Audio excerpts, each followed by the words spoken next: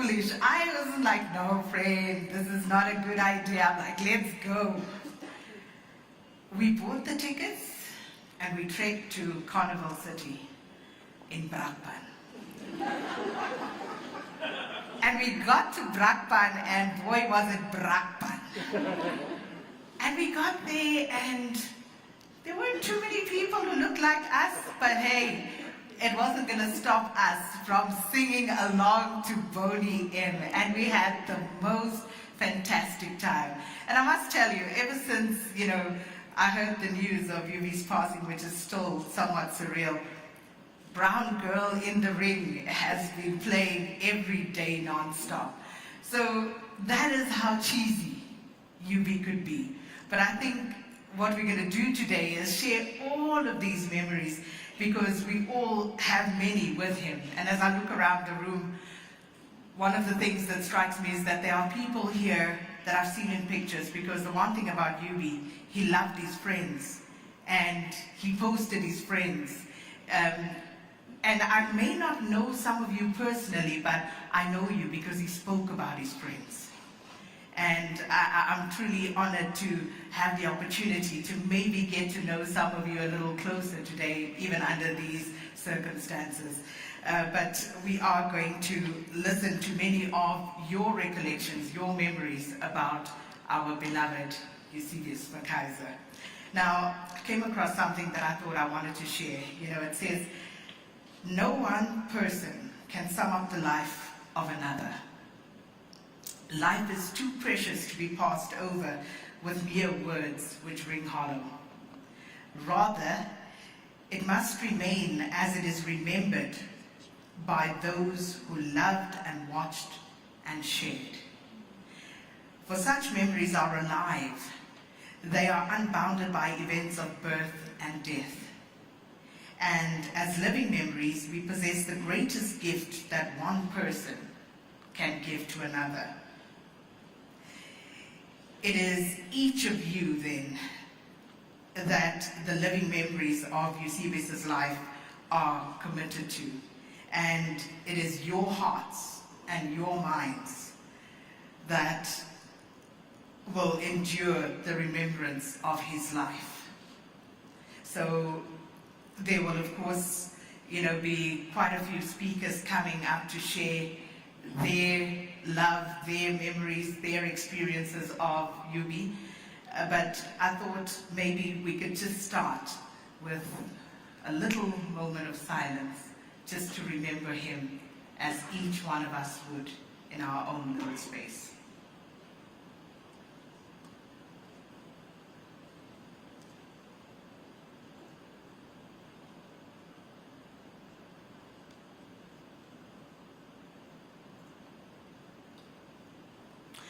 Oh, thank you so much.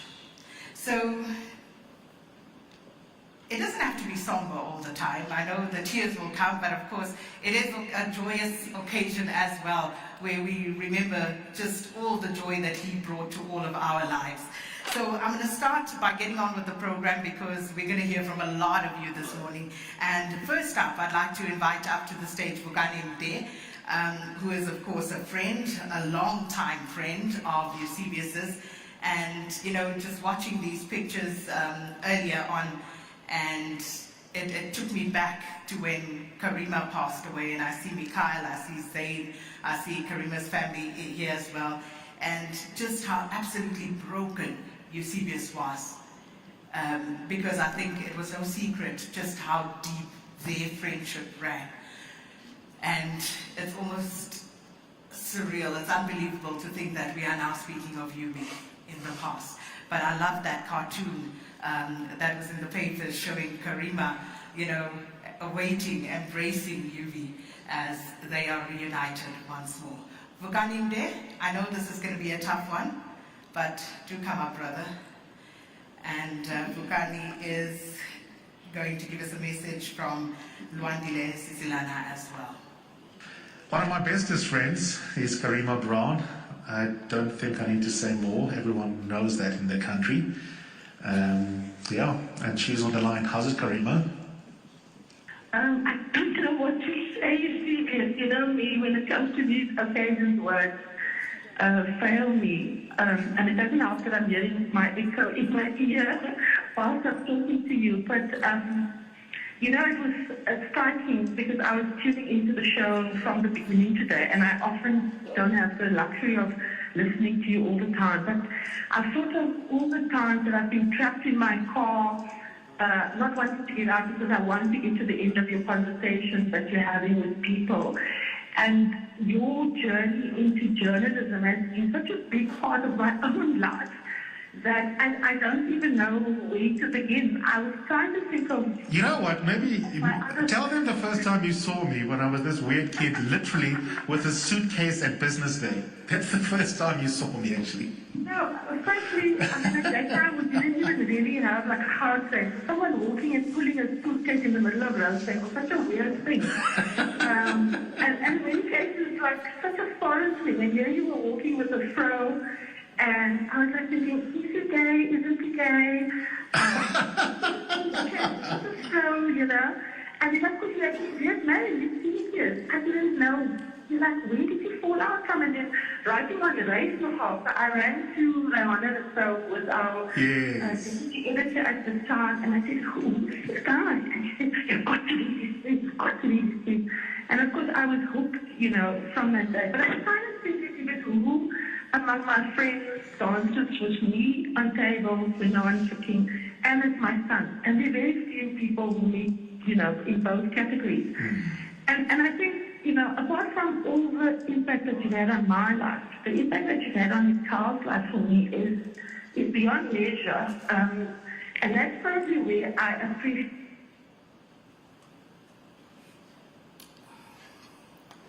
I don't know whose brilliant idea it was to start with that clip. Thank you for that. Yeah, I'm sorry, Sakina, that I will be the first to inject an air of a somber air into the occasion, which is meant to be a celebration of life and a celebration of a particular life that is so worthy of celebration. Nduduzo asked me to say a few words here today on behalf of something he calls the core group. I don't know what the hell that is. we will return to that. We'll return to that. It's an interesting concept. Initially, I really did not want to. I still don't, to be honest. I still don't want to speak. I still don't want to be up here.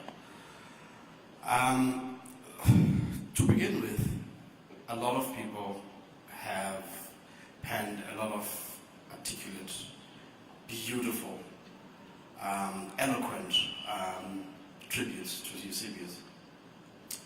People who are a lot better suited to it than I am. I in part, I don't feel that I have a lot to add to that. This is a room full of people who know Eusebius, all of whom loved him and were loved by him. The other reason why I was reluctant and afraid is I wanted to avoid something that I spoke to Nduduzo about.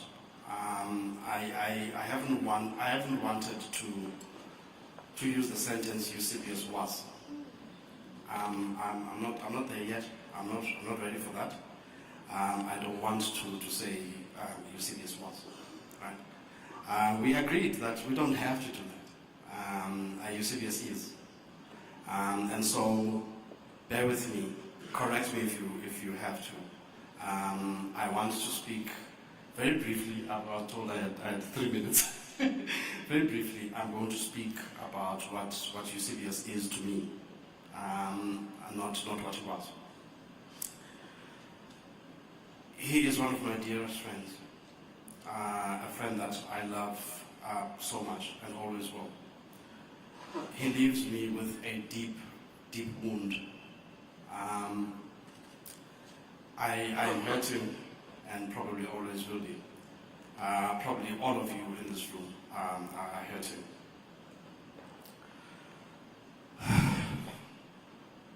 I don't have the time to go into everything and to say everything that I wanted to say. All I will say now is give you a brief history of a ridiculous and beautiful friendship. I met him in 2005, 2006. We were working at Business Day, Karima and myself, with Jacob Dlamini. He walked into the newsroom one day. He had an afro, he was chubby, he was straight out of Oxford. We didn't know him. Immediately, we kind of didn't like him. He was a bit cocky. He was a bit too clever for his own good. I was also always used to being the cleverest guy in the room. I'm like this guy. And he took Karima's office. Karima had an office. We're all, newsrooms. We're all like shared spaces, but Karima had a closed-off office. They were in very short supply. So he was going to write a column for Peter Bruce, who thought that he should have an office, like a quiet place to think. So Karima's office was available and it was taken. We were very unhappy with that. And I kept it up. I kept up the dislike for weeks, possibly months. But Karima warmed to him, and she started hanging out with him. I was like, what the hell's wrong with you? Like, why are you hanging out with this guy? She's like, he's very clever. He's brilliant. I'm like, yeah, okay, we're all brilliant. But soon enough, the three of us were all friends, and the circle actually expanded. Not just him and Karima and I. We soon had Ibrahim Fakir, aka the Muslim. Luandile Sisilana, aka the Negro. Amy Musgrave, aka the token white chick. And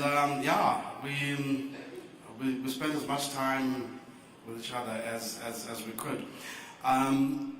We even formed a drunkards intellectual club called the Rosebank Group, because back in the day, I think Prince Mashele, who's currently trending, was part of this with a few other thinkers. There was something called the Midrand Group. Correct me if I'm wrong. I'm not sure if Prince was part of that or not. We ridiculed the entire idea. We thought it was incredibly pretentious. I was like, what the hell is this? I mean, this is not medieval Italy. Why are we forming groups? But we're also very jealous of it because, and so we organized ourselves into the Rosebank group. We'd meet at what's the place called? Dobbio's. Later on, there was Hells in Melbourne. I would always forget to do the intellectual work, though. We kind of get pissed, So the Rosebank group never quite reached the heights of the Midrand group. Sakina was saying that Eusebius speaks about his friends. Eusebius also gossips about his friends. I don't know if you know that. I can tell you things. Quite a lot.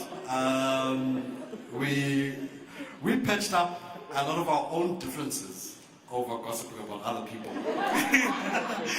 Because we did have a lot of differences, we did have a lot of fights, because I mean, we were friends, we were close, we loved each other. But we were incredibly different. I mean, intellectually we were different. This is one radical liberal and a soft Marxist. Very different backgrounds. We had different approaches to class politics in particular. So we'd always be like, we'd be at each other's throats about things. And we patch it up. I'd get a WhatsApp saying, didn't talk. When he says that, when he says he has a headache, That means he's been perplexed by some individual or groups of individuals, and he needs to talk at length about their weaknesses. And yeah, we'd talk about those people. But here's this thing that it does. I don't know if it's deliberate or that's just. I think it's just who he is. Even when we are going to gossip about you and we are going to be rude about you and going to say the worst things about you, he will begin it with a laundry list of all the things he loves about you, all the things he respects about you, all the positives that he sees in you before dressing you down. And essentially that's who he is. That's who he is emotionally. That's who he is. That's what he's committed to at a philosophical and intellectual level, because he is always looking to. I suppose you could call it constructive gossip. He's always committed to building, even when he's breaking down. I think I've run out of time, and I see it's a very, very long program. So there's a lot that I could say that I won't say. At least not now, not here. There will be other occasions. This is a life that will be celebrated for as long as all of us shall live, certainly. I was introduced as a speaker with a message from Lwandile. Lwandile says, I should say to you, Eusebius, ndlela ntle mhlekazi omhle, siyakukhahlela sithi ndlela ntle, ndlela yokukhanya. Nkosi. Thank you, everyone.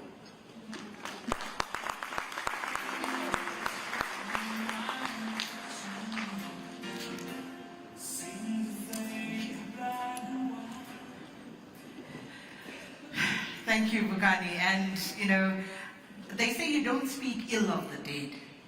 So I was being nice. So I said, he speaks about his friends, so you put it out there. He gossiped about his friends as well.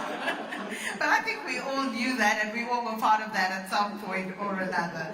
But thank you so much for that. And yeah, it's just seeing you, listening to you, takes me somewhere, but thank you so much for having the courage to come up this morning. So next up, we would love to say thank you to our generous host here this morning, Makudu Safara as Times Live editor, and on behalf of our host, Serena Holdings, he's going to come up to say a few words. Makudu?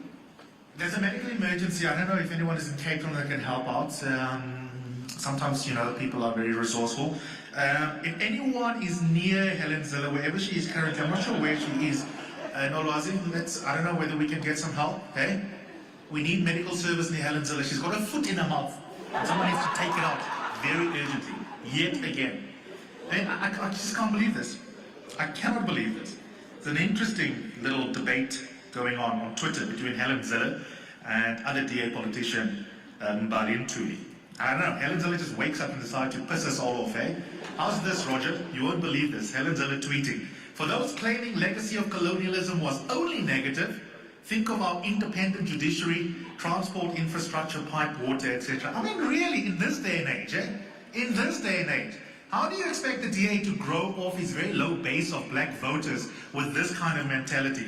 And kudos to Mbali Ntuli, who obviously is not well liked by the inner circle of the DA, who responded by saying, it was only negative. Colonialism is the development argument, as development argument is trash, as those subjugated can attest to it.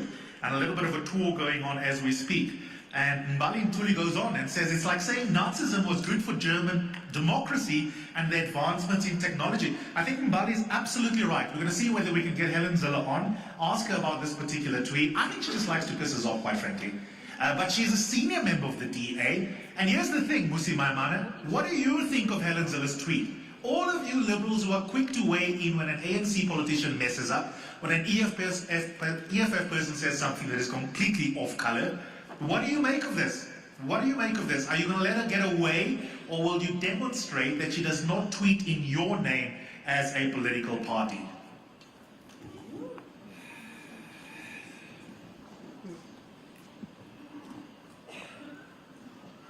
I wanted to say good morning, but I wasn't sure because suppose like the rest of us pummeled by a torrent of emotions about our friend, our colleague, our teacher, our philosopher king, and so, you know, I'm not really sure. So, is it okay to do if we say, and family, if we say protocol observed? So, good morning, everyone, and welcome to the arena. Welcome to this, the home of Times Life, of Sunday Times, Business Day, a home that Eusebius chose to make his in his last days.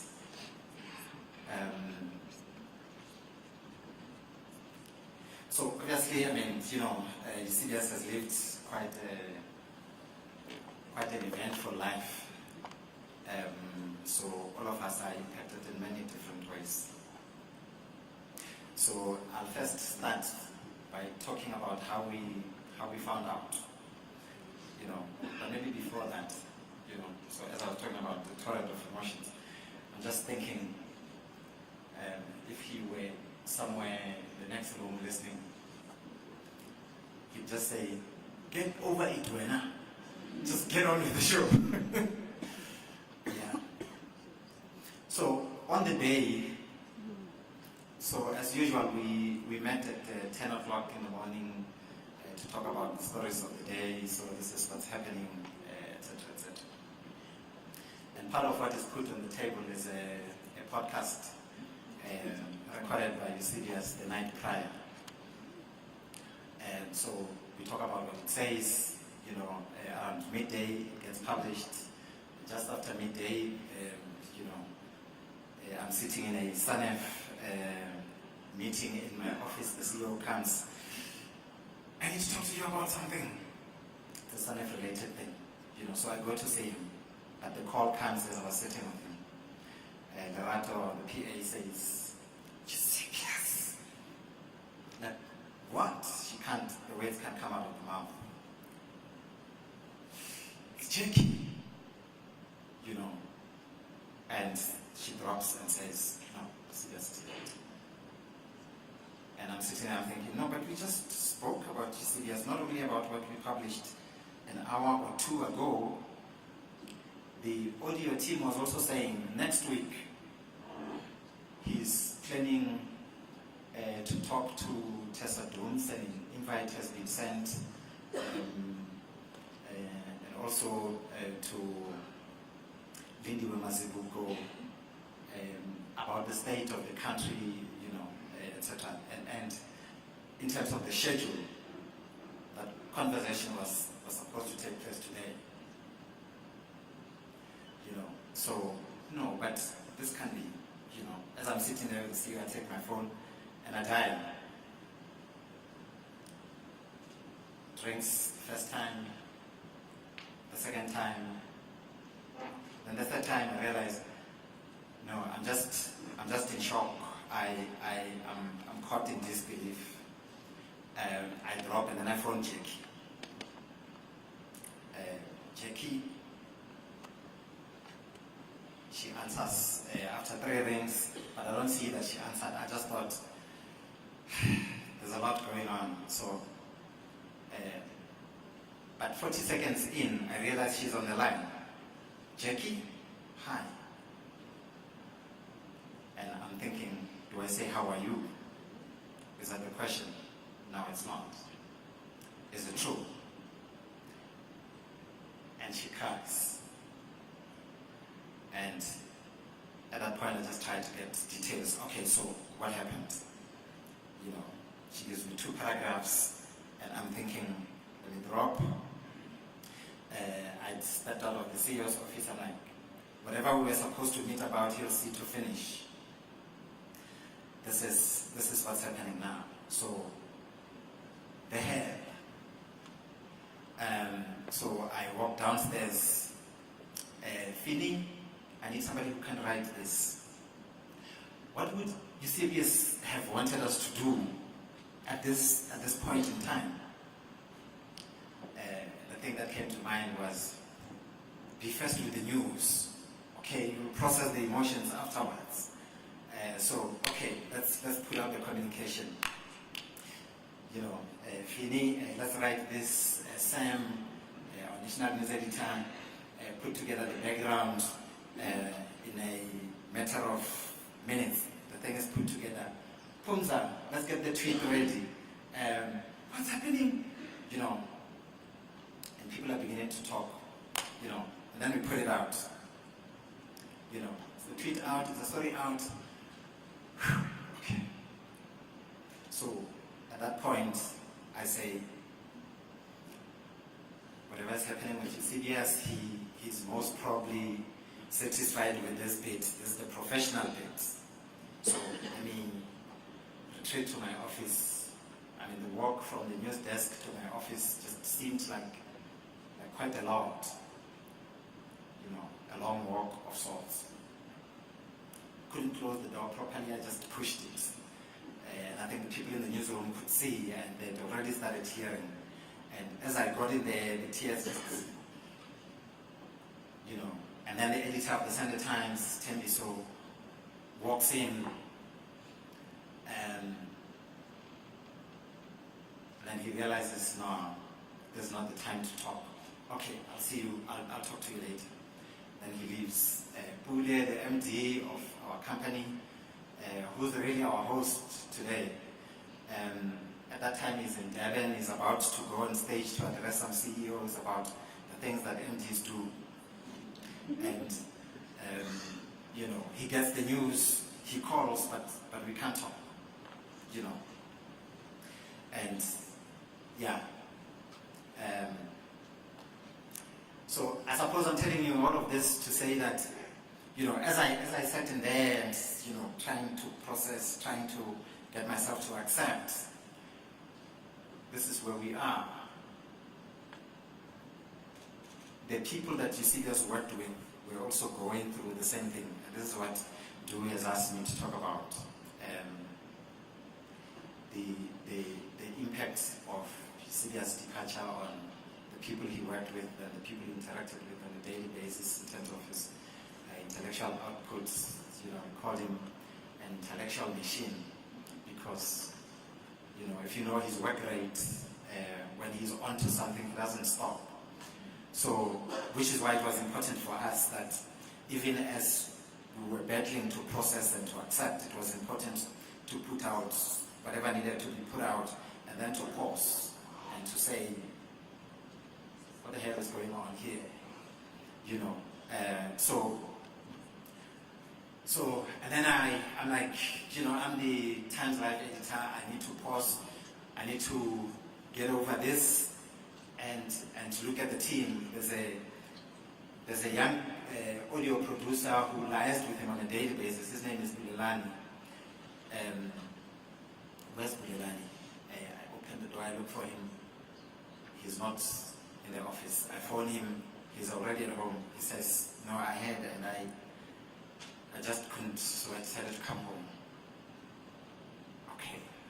So then we talk about, you know, the things that we needed to talk about to help him deal with the situation. But of course, I mean, many other employees are similarly affected. If you, you know, think about Jika, Tandukolo, Jika. I hope my clicks are clicking. If if you think about Jika and Sabelo, if there's a report, say state capture or whatever, and Eusebius wanted to do a podcast and he wanted to move really fast, Jika was saying to me, he'd phone and say, look, I've read this part and so what are you saying? What do you know? If it's a piece about investigations and so on, Jika would say, Eusebius would say, okay, so this is what you wrote as a journalist, but why should we believe you? Because, pieces of investigations often, you do stitch up and, this is what we know, this is what we don't know, but Eusebius will still ask you, why should we believe you?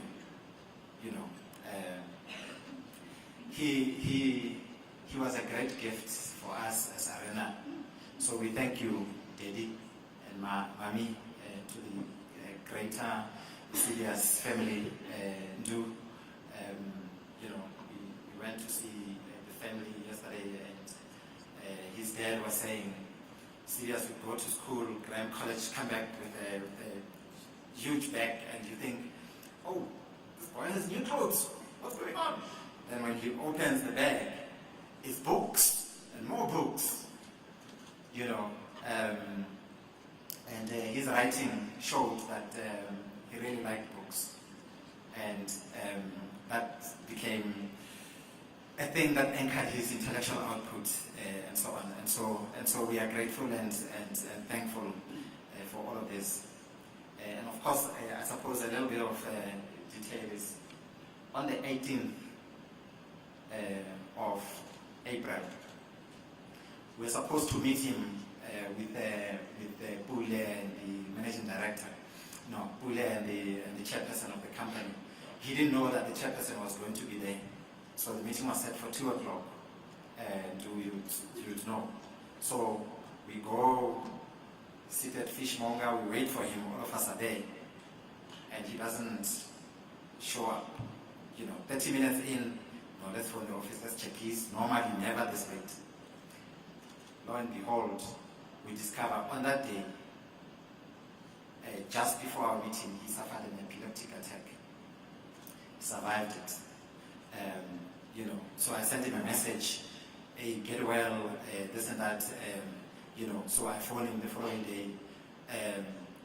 Are you okay? He's like, Chuck, this is what I'm working on. I'm like, no, dude, I want to talk about your health.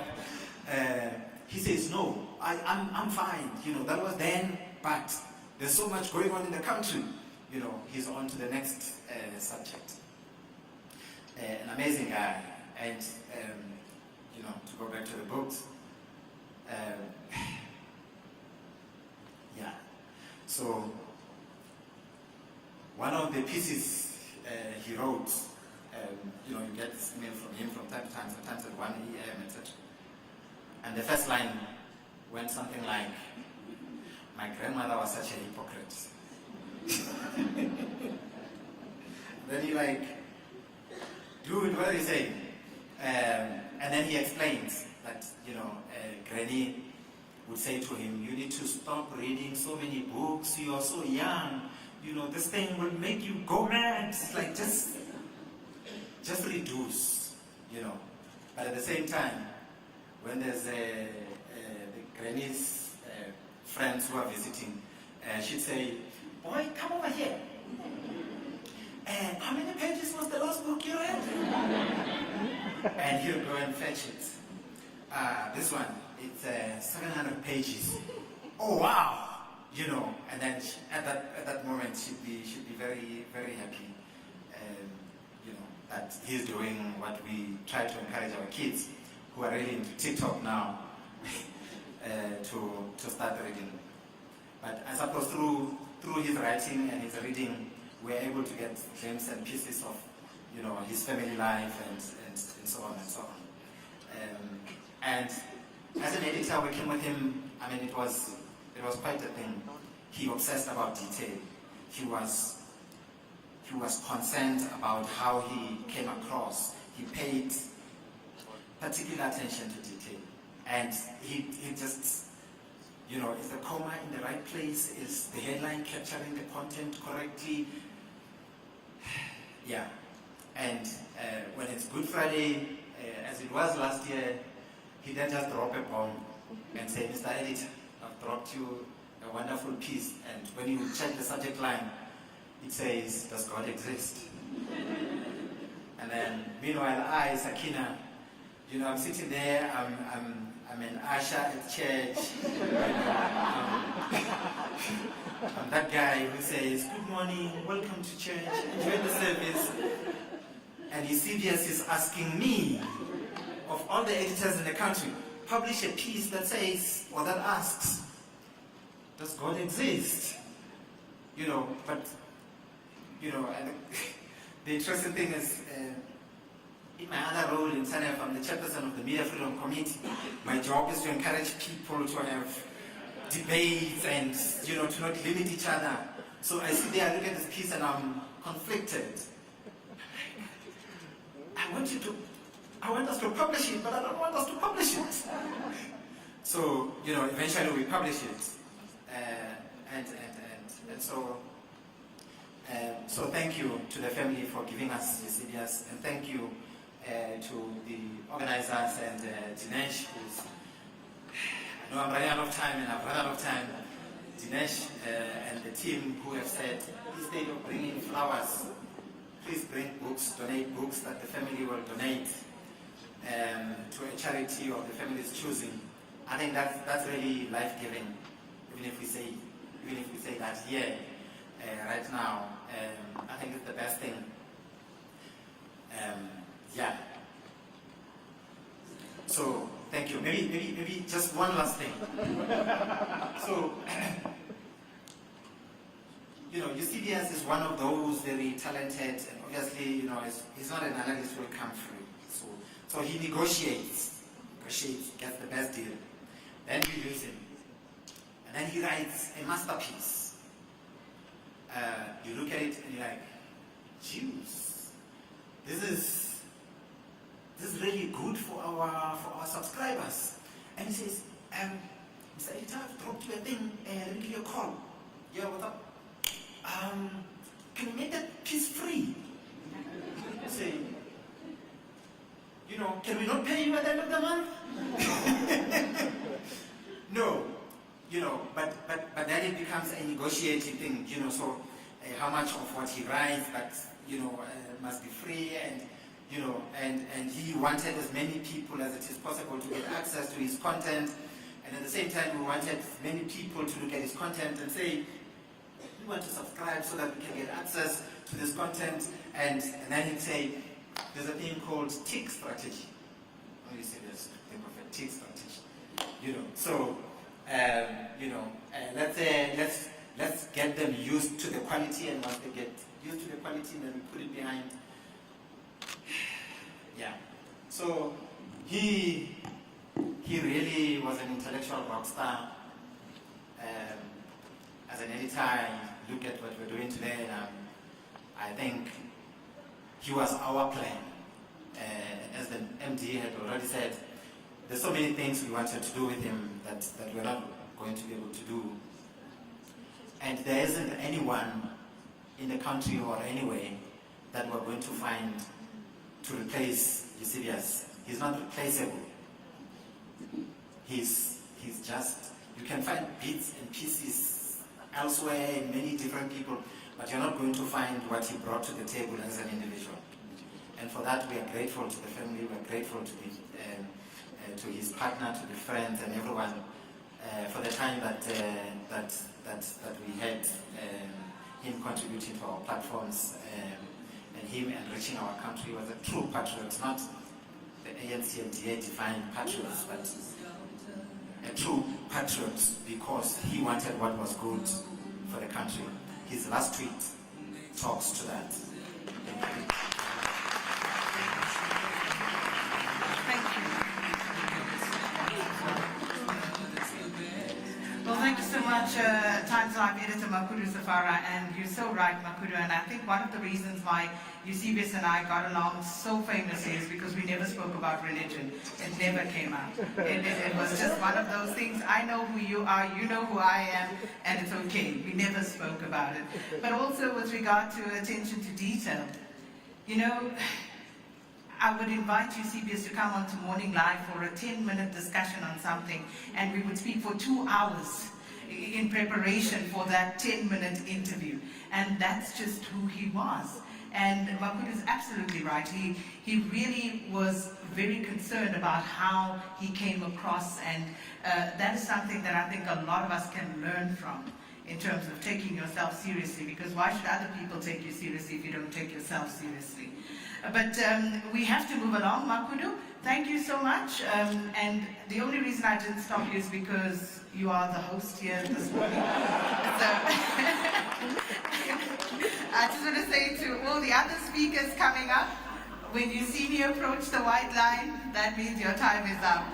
So without much further ado, let's invite Karen Horn up on the stage. Of course, Karen leads, no introduction, longtime friend, and a journalism colleague of UB's. So Karen, please come up. So yesterday, being the nice guy that I am, I asked my team, who wants tea? Not proper tea, not the coffee that hopefully one day the new CEO will improve on at Prime Media, but store-bought coffee. I thought they will just say like, either no or yeah, cool, I'd love some coffee.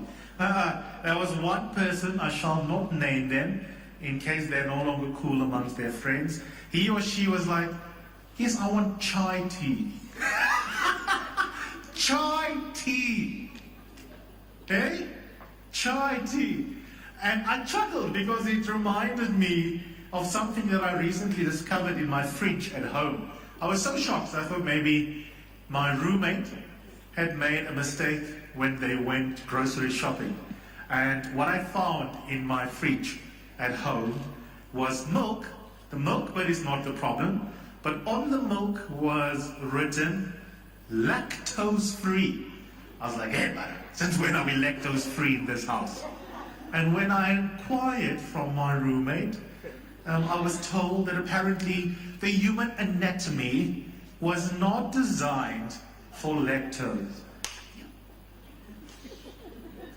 I'm sorry I'm sitting on a chair, but I have an inner ear infection, and it's very problematically just feeling like I might fall over and start crying. And then the drunk memes on Twitter would just keep flowing, and I don't think any of us are here for it. Eusebius would have found that very amusing, but and I'm going to read what I wrote, because I'm very scared of crying in front of all of you, and I want to get through this. And I think all of us are wanting to get through this. When I first heard about Eusebius's death from one of my colleagues, who did not want me to hear about it from a news update, my first overwhelming instinct was to call him. Not because I wanted confirmation of knowing for sure that one of the most intense, brilliant, talented, kind, and alive people that I had ever known had passed away, but because, as I've done through pretty much most of my adult life in South Africa's ever-moving, often psychotic news cycle, I wanted him to explain to me what was happening, to talk me through the rush of feelings, the memories of shared past, and the sort of terrible grief of an absent future. And I wanted him to tell me what the hell was going on, to make it make sense. Because even in the face of the most profoundly confusing, divisive, and traumatic times, Eusebius McKaiser had the powerful gift of making things make sense. He was an extraordinary and gifted intellectual who could debate the big questions of life with you, including religion, which he did with me. And he would, go through the minutiae of a court judgment, what a judge meant by a certain phrasing, and then navigate between that to talking about date my family. I mean, that was the ambit in hilarious detail. We would talk for hours about rulings, about applications. There's a big love of voice notes, which I think all his friends are familiar with. These perfectly worded synopses of what was going on and what it meant. And we would argue, agree, disagree, and then struggle with our understanding. I always walked away from conversations with Eusebius, some broadcast, many of them private, knowing at the end that I knew more than when we started talking. And I know that I am one of an ocean of people that had that same experience. Whether he was delivering one of his painstakingly researched broadcasts with the brilliant Megan Lubke, who did such incredible work together, giving a speech or having a passionate conversation at a lunch, Eusebius was, at his heart, one of the greatest teachers that this country has ever known. Eusebius demanded excellence from himself and from the people blessed enough to have engaged with him in the spaces that he occupied, spaces where he always made place for other people to come in. He was not selfish in his intellect, he was not selfish in his success. He lifted as he rose, and he is one of the people that embodies that saying more than anyone else I knew. You don't know this, but when I first met you at Rhodes University, you intimidated the hell out of me. I mean, you were a brilliant debater, so incredibly smart, and I was terrified of saying something inane or stupid or, foolish around you. But when I got to know you, I discovered that you were your own harshest critic, and the excellence you expected from others was the very same excellence you constantly demanded of yourself. I think it was something that you and your beloved Reedy Tlabi had in common, that refusal to be intellectually lazy, or to produce journalism or commentary that acted as an amplifier for misinformation, misleading political rhetoric, or blatant dishonesty. Refilwe Moloto is spot on when she says that the South Africa's biggest problem is how easily distracted we are. But you, Eusebius, were never distracted. That's what made you such an exceptional legal journalist and analyst. You cut through the noise to the quiet and persistent truth that because so much of our public discourse is dominated by very loud and very psychotic narcissists, we often struggle to hear. But you made us hear it, Eusebius. And not only that, and most valuably of all, you taught us how to hear it. You were a teacher in a far more personal way to your friends and those you cared about. I don't even if you realized how powerfully you mentored so many young and upcoming journalists, analysts, legal professionals to move from just being good to being excellent. I read Nolwazi Tusini's incredible thread about how your often very demanding mentorship gave her the skills and confidence to step forward into her role as a sharp and hard-hitting broadcast journalist. I think also Ziyanda Ngobo, who you were so proud of, one of South Africa's most talented broadcast journalists, someone that you nurtured in your own way. And I know you were proud of them and so many others because you told the world that you were, with detailed, beautifully worded social media posts that were a hallmark of how you not only empowered this country's young talent to step forward, but you also shone a light on them so that everyone would know who they were. And I thank you for that. There are so many people in this room that can speak to the power of your encouragement, which I know energized and empowered so many of us when we were in dark spaces and needed the light of your honesty and your kindness. And you did that for me. You did that for me. You have left a generation of courageous thinkers behind you, Eusebius, people who learned from you how to get to the truth of an issue, however messy it is, and not to be afraid to speak up.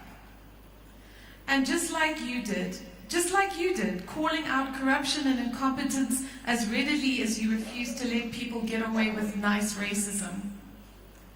I know that all the fights you chose to fight were born out of real love. Love for this country, love for its people, and love for a future that I know you wanted for all of us. You were never, ever apathetic about injustice, Eusebius. You refused to be. And I hope and pray, though I know you're going to roll your eyes at that word, that we all keep fighting for the hope that you carried inside for all of us. I wanted you to know that I will miss how you comforted me, how you made me cry with laughter, your book and film reviews, the love of food you shared with your soul sister Karima, your ability to assess everyone that you cared about with both deep love but much needed honesty. I hate that I won't see you grow old with Nduduzo and write more brilliant books and analysis and discover more beautiful Johannesburg streets that you post about and walk and post hilarious, compassionate, enraged things on the social media platforms that you use to document your extraordinary life. I am so grateful for those posts now. I read them, I watch your videos, I listen to your voice notes, and I cry because this is the archaeology of a life that, even though it has been bearing so much fruit and it will bear fruit for generations, ended far sooner than it ever should have. But Eusebius, it was an extraordinary life. So I want to ask everyone who feels the same way as I do, in my shaky, sort of problematic ear space, to just stand up and to give a standing ovation to Eusebius McKaiser for the way he lived his life.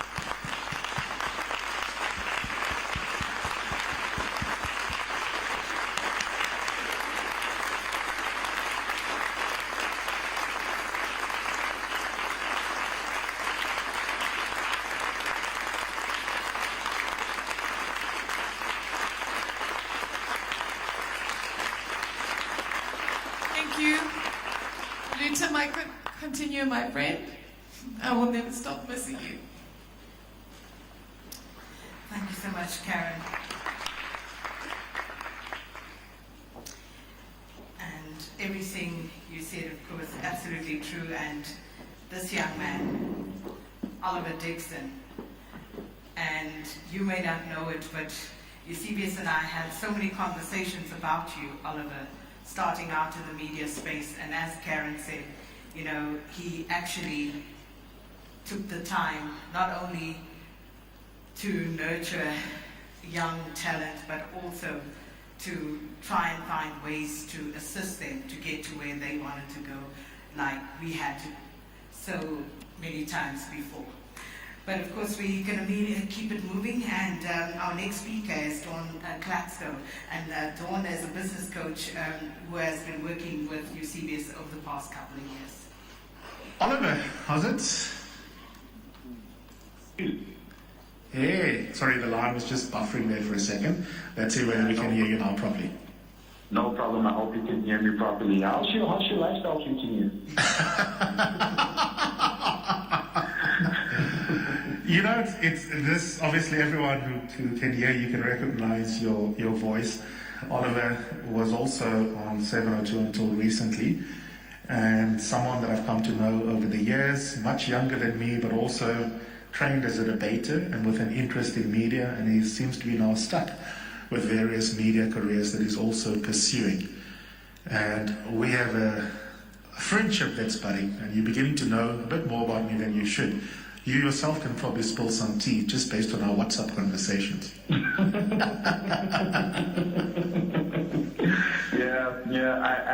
I often think about that and think about whoever writes an autobiography about you one day, what I would tell them and what I wouldn't, if they were to set it after.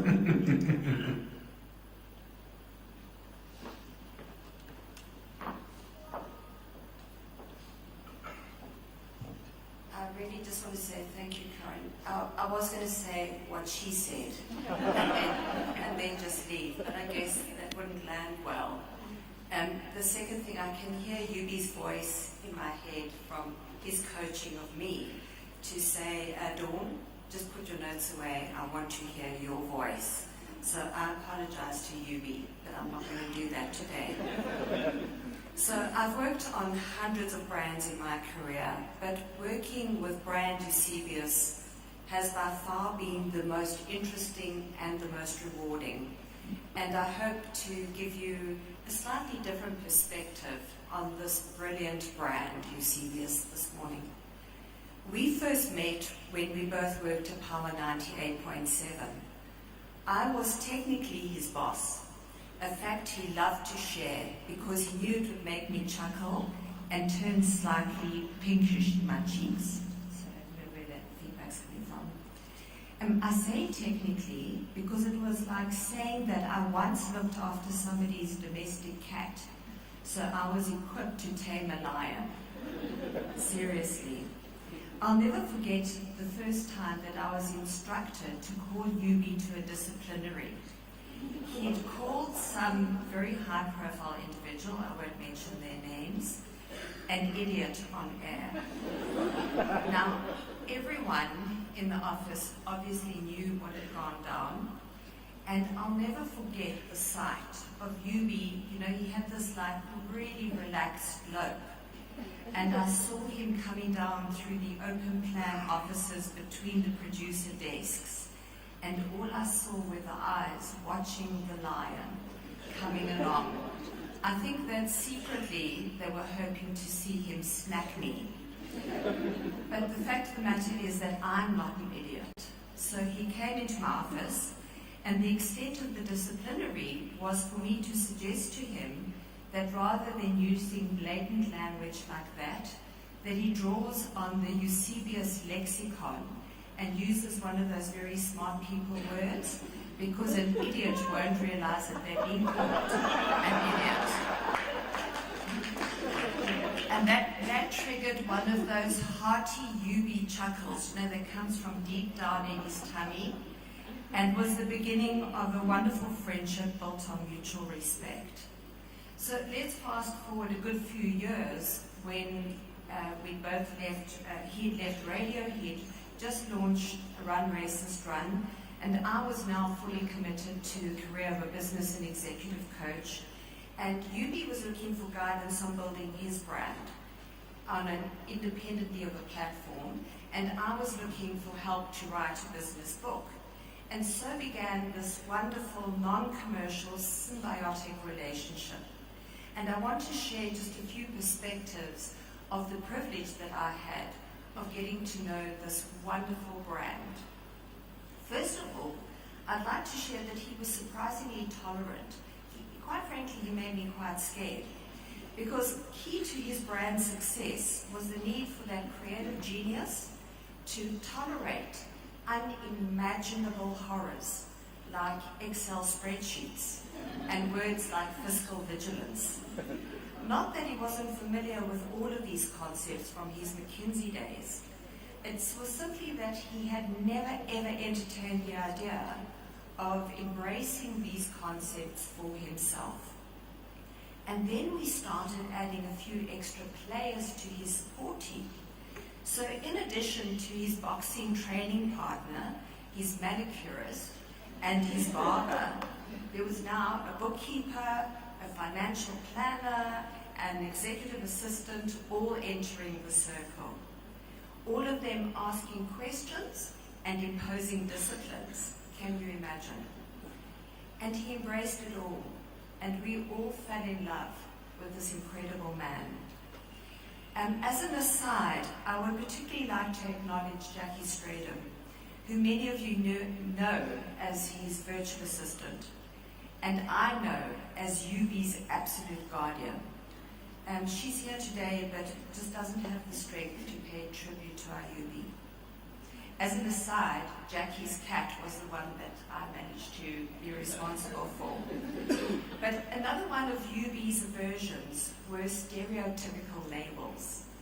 And unfortunately, these did creep into our brand strategy sessions. There were a few things that he agreed to, though. One was when I referred to him as a challenger brand. And my heavens, wasn't he just that? If the cause, the action, the statement warranted challenge, he was first to take it on. And he would do it with the panache and the skill of the master debate champion that he was. He gave voice to millions of people who weren't able to utter the first syllable, but knew that he could do it for them. I had the experience of that. When things made me fearful or anxious, I would use the privilege of having the direct line and encourage him to take up the debate. He was less thrilled about being referred to as an authentic brand. I'll never forget one particular session where, to be honest, I did draw on a Google explanation and definition of authenticity, much to his horror. And we had these Wednesdays with UB sessions, and I did give a heads up of what was coming. But you listen to this description and see if you agree. They gave qualifications of you true to your own personality, your values, your spirit, regardless of the pressure that you're under to act otherwise, that you're honest with yourself and with others, and that you take responsibility for your mistakes. And finally, your values, ideals, and actions align. I won that argument. And that was Euby. He was not only authentic, but unique, because he put it all out there. Not only his gym workout sessions, but even his poor dad's. We all know him. Great arms. Thank you for those genes. And his brand was also very generous. You know, he gave everybody the time. I can't tell you how often I'd be standing, tapping my foot, waiting for Euby to get out of the Uber, because the Uber driver had an issue that he wanted to unpack. Never mind me standing there waiting, or the fact that we've got people who want to engage with us. He wanted to give everybody their hearing and give them the time of day and his support. And of course, all of this came together in the greatest milestone of Brand Euby. And that was when we hatched his podcast, In the Ring with Eusebius McKaiser. And I say hatched rather than launched, because he, as with Euby, he did it in a very understated way. It was absolutely low-key, and it just accelerated to top of the pops. Absolutely brilliant. And hot on the heels of that was the Time Live podcast. The man was genius. It just flowed out of him. I had such envy. He would produce a podcast, pop into an Uber on the way to a restaurant so he could read yet another book, to either review it or to use it as material for the next podcast, all in the time that it would take me to write one paragraph. I used to think, how does this magical man do it? He was just on a different league. Who needs ChatGPT when you have a Euby? And the sadness is that we were very close to getting to the point of taking his brand to the next level. So, to be able to reach even more people, more often. And the end has come too tragically, far too soon. A great brand has been taken off the shelf, and it's left a deafening silence. All we can do to fill that void is for each of us to do something to ensure the continuation of this legacy. We will never match the power of that voice, but perhaps, just perhaps, if we each do a little something, we can create a beautiful whisper. Rest in peace, my beautiful Euby. Thank you.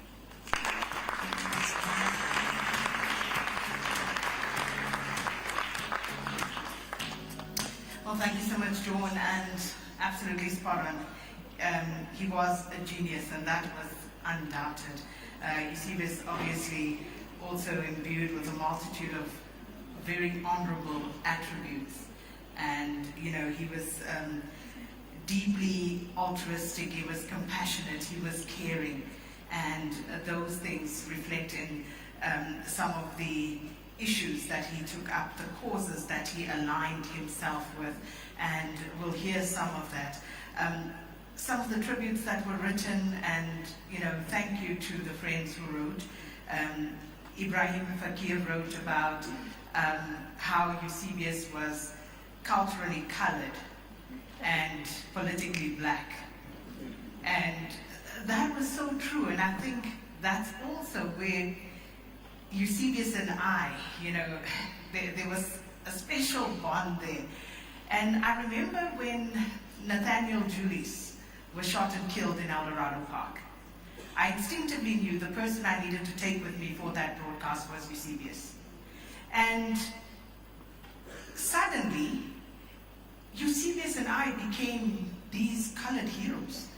And it was totally by accident. But you'll be amazed at how many people actually reached out to both of us, and we spoke about that later. And it was because he was not scared to identify as colored. And, that is something that we bonded over. There were things that we could call each other about that I knew only you will understand that. Like he knew, only Sakina will get that. But, he cared about so many causes, and we are going to speak at least about one of those, because he was just such a well-rounded person. And he didn't make noise about some of the altruistic things that he was involved in. Did it silently, as it's supposed to be. So I'm going to call up now Zakira Mohammed, and she's the founding member and chairperson of the Mina Foundation. And this is one of the causes that Eusebius was so passionate about, period poverty. And the work that was done around that. So Zakira, there you are. I'll stand with you. Zakira, I have to say to you that when Sadiqa says something like, actually the majority of people's sensibilities are affronted when it comes to that very assertive gay agenda that we do see in Western countries, and it is that which is un-African. Fair point. Not at all, Zainab. When I listen to David and also Sadiqa, what I hear is basically a tissue of irrational argument and hatred. And where does one even start? Let's start with David's point of view. This idea that African values is all about procreation and we're all a bunch of sex machines is not true. Absolute nonsense. Okay? What does David have to say to a straight couple who's sterile, that they should feel less African because they can't give birth to kids? What about a gay couple that has decided, actually, I want to have a kid, but I want to continue living in a same-sex relationship the day after I've spawned one? Will you be more comfortable with that person? It's just a badly thought-through point of view. And the same with Sadiqa's. This idea of the 2 points that she's mentioned. Firstly, that I get offended. Well, I get offended by homophobes. Does that mean that he must go into the closet, as it were? No.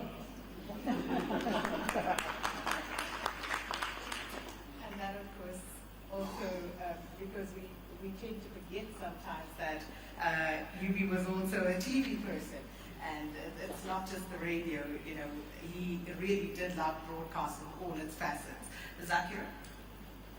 I think it's good afternoon. To all the family members, Miss Jackie, fellow friends, colleagues, and all the new speakers. I stand here in disbelief. I am going to actually read my speech because I don't want to leave anything out. I stand here in disbelief and shock just like all of you, and never in a million years could I have imagined standing here paying tribute to Eusebius. There's so much I want to say. There's so much I can say, but there isn't enough time. This is so hard, and I'm going to do my best to honor Eusebius. I'm going to give you my experience, who I knew Eusebius to be. So it wasn't the side that everybody knew on radio. So our love story began in May 2017 when I was invited to speak at the first African Shared Values Summit at the Sandton Convention Center, where Eusebius was the MC. My first encounter with him was in the speaker room, where he, being the consummate professional, wanted to know how to pronounce my name correctly. The only thing going through my mind at the time was, I never want to be in the hot seat with this guy. Needless to say, I've been in the hot seat many times after that. He always put me at ease and made me comfortable. After my first interview with him, Yubi was eager to join Team Mina. He was so inspired and wanted to make an impact. Of course, I had heard that many times before from many others, but the difference with Yubi was that he prioritized Mina. And before you knew it, he was welcomed to our board sometime in 2018. For those of you who don't know, Nina is a menstrual cup on a mission to end period poverty. Her circumstances do not define who she is. She's smart and confident, she wants to stay in school, and she's proudly South African. The Yubi I knew was kind and compassionate and so polite. I know that doesn't sound familiar. He was so sensitive and so gentle, and he really was. And he was really eager to make a difference. He used his platform to highlight all social ills in our society, as you all know. Our country needed him. Our country felt safer with him. The thing that stood out for me was that Eusebius was intentional in everything he did when it came to social justice. He was also so very funny. I'm sorry, Ndu. He really was. And he was so witty. He always had me in stitches. I often teased him about doing comedy in his spare time. He was flirty and mischievous, and he had the most stunning smile. He really was a committed and active board member, the only non-menstruator with the loudest voice. He always entertained my ideas, even if they were a little far-fetched. He just made it happen. One of those moments was when we hosted the menstrual conversation with men and boys live in studio. We invited 50 people and 100 attended. We had boys from St. John's and girls from Kingsmead College and a lot of men in the room, and where we discussed how periods are everyone's responsibility. He hosted many other interviews with beneficiaries sharing their stories on air over the years.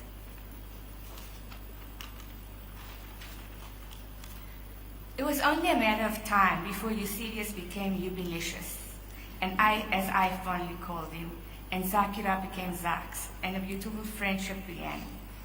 During lockdown, Eusebius put together a radio documentary with stories from women working in landfills, women who pick up our unhygienic period products.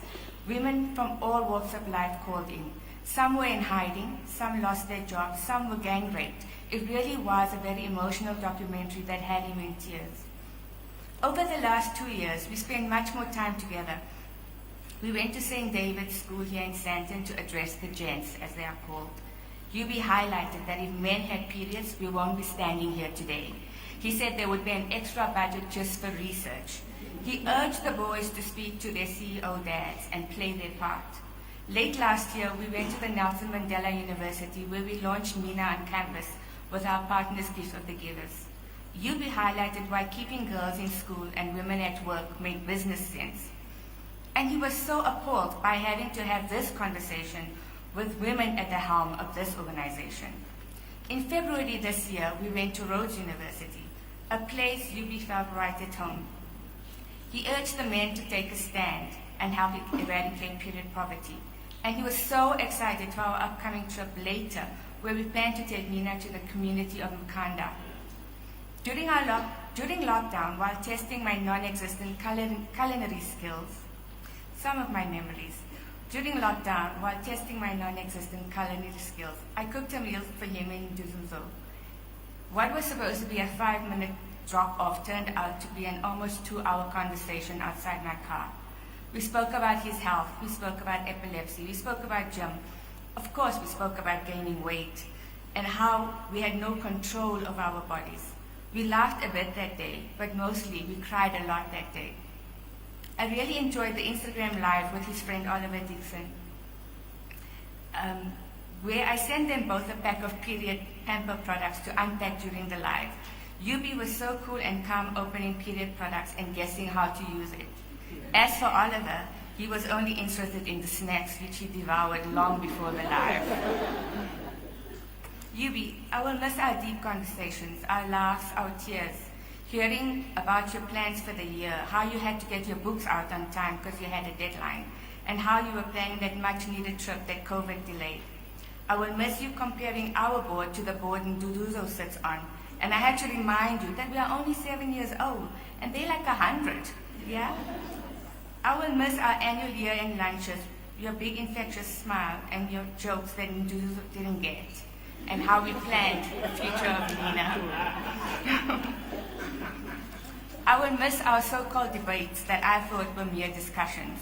I will miss how you push my buttons to help me open up my mind. I will miss listening to family stories about your dad and sisters and your brilliant niece who's a lawyer, and how you always make time for family. I will miss complaining about Miss Jackie sometimes making it so hard for me to reach you, and how you laughed and said, yes, she's brilliant, but you have my numbers, Ax. I will miss it that you could never say no to me and always went out of your way to make Mina rise. I will miss observing your encounters with strangers or the waiter at the restaurant. It's like you were always mentoring us without us knowing. You always left us with something to think about, and we were constantly learning around you. I will miss your perceptiveness on how you picked up on things that most people didn't notice. I will miss how you were always taking pictures of me when you were sitting on stage and sending them to me to distract me and make me giggle. I shall miss calling you 1 month in advance for your birthday every single year. I shall miss you telling me you love me and listening to your voice notes. Zax, what time are you picking me up? Zax, who's coming with us? Zax, who's driving? You really were an old soul. I shall miss our road trips where Shlubi and I picked your brain purposefully, save some topics just to hear your opinion. And we will always stop at Nanaga Farm Store from now on, whenever we go to Makanda and eat rooster cooks in your honor. I shall miss our little dinner sessions, the glue that keeps friendships together. You always made me bigger than I am. You knew very well how I shied away from the spotlight and always made me stand up unapologetically in front of an audience at our events. Even at this moment, you have put me in the spotlight again and probably having a good giggle from above. Yubi, I loved how you always made me feel like my opinion mattered and how you listened intently. And as per my last WhatsApp message to you, happy birthday, beautiful man. I don't have any words to describe the amazing human that you are. Eternally grateful. You have left a scar in our hearts, and I want to remind you that when we met, we had 10,000 beneficiaries. And since you left us, we are on 100,000 beneficiaries. In South Africa and beyond our borders. Thank you for making Mina yours and for trusting me and for the honor of being called your friend. I love you forever. And we will soldier on and make you proud. I end with your last words to me. Thanks so much, friend, for everything.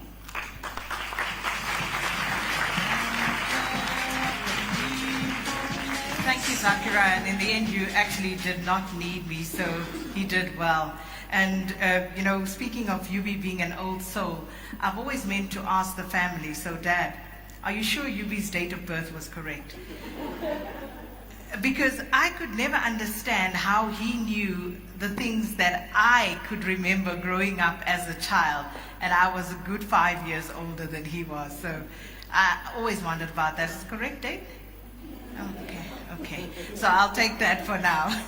But we are going to move along, and one of Eusebius's passions, of course, was debating, and he never shied away from that. He always made sure that he plowed back to society, went to schools, was always looking for the next opportunity of how he could encourage others and groom the next lot of great debaters in our country.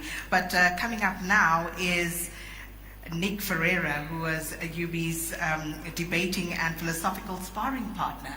And this, of course, they got together at Rhodes in Grahamstown. So please come up, and Nick, the stage is yours for the next 5 minutes. I'll give you 5.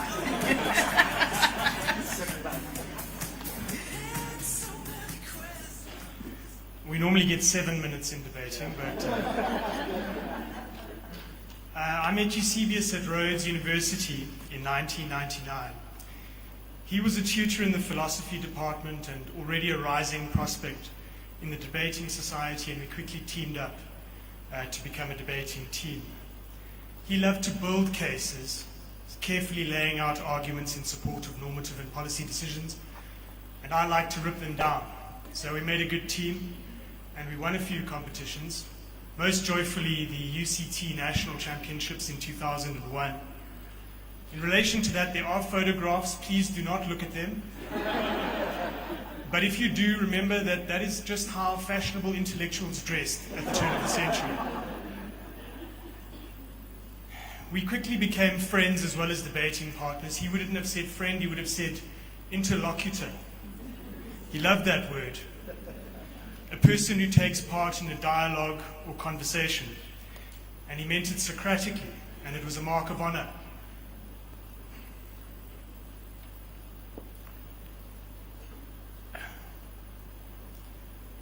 Philosophy, of course, was his first love. He was unusual in the extent to which his philosophical commitments drove his personality. So to give you 3 examples, he was number 1, an analytic philosopher. That means he revered logic, clarity of thought, and was deeply committed to truth-seeking and rejected obfuscation and bullshit. So he would never refer to someone like Derrida without putting the word philosopher in scare quotes. He rejected moral relativism, which means he believed that there was an objective right or wrong answer to ethical questions. And he thought that our beliefs, the propositions that we affirm, were in an important sense constitutive of our ethical characters. So to have certain beliefs like racism or homophobia is not just to be epistemically incorrect, it's to be morally deformed. Now, your average nerd might just defend those kinds of views in academic papers, but Euby was not your average nerd. He lived those beliefs. And as a result, it could be quite hard to be his friend, because a man who believes in the objective correctness of his ethical views and based on the rigor of the analytic approach and thinks that forms part of his character and your character is not going to be easy to get along with. We talked to one another about applying for Rhodes scholarships to Oxford, and we worried that our applications might feel too similar, and the selectors would think we can't have 2 debaters from the same little philosophy department at the same time. But I guess it was a weak year, and they chose us both, and off we went. And we found ourselves there in some very unusual situations, like meeting the Queen and Nelson Mandela at Buckingham Palace. And we looked at each other across that room, one boy from Mary Waters in Grahamstown and one from Robert Carruthers in Witbank. And we just knew we were both thinking, what are we doing here? Of course, he took to it like a duck to water, bantering with Prince Philip. I drank too much, dropped a cucumber sandwich, started crying when Madiba shook my hand. He kept up his competitive debating, becoming a beloved fixture at the Oxford Union, skewering heads of state, celebrities, and English public school boys indiscriminately. My wife Lucy said I must be sure to pronounce skewering properly in that sentence.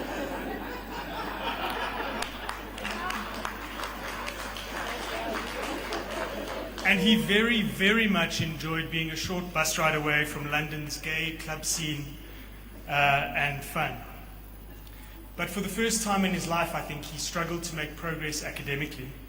And that was a source of deep anguish to him. And eventually, for reasons of self-preservation, he gave up on his doctorate. And it was a decision I supported him in.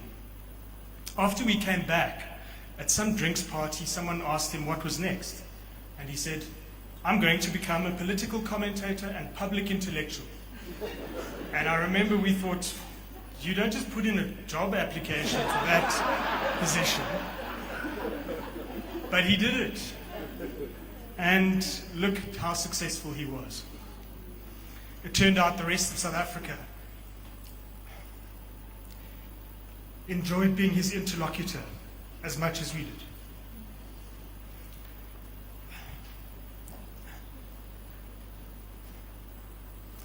The tragedy of this seizure is that Eusebius was just coming into his prime. He was so in love with Nduduzo, a love that stabilized and settled and eased his insecurities. He was less primed for confrontation, less invested in winning social media wars, and deeply satisfied by his work. I was going to say that we shouldn't lionize him in these proceedings because he wouldn't want us to. And then I realized he would have loved being lionized.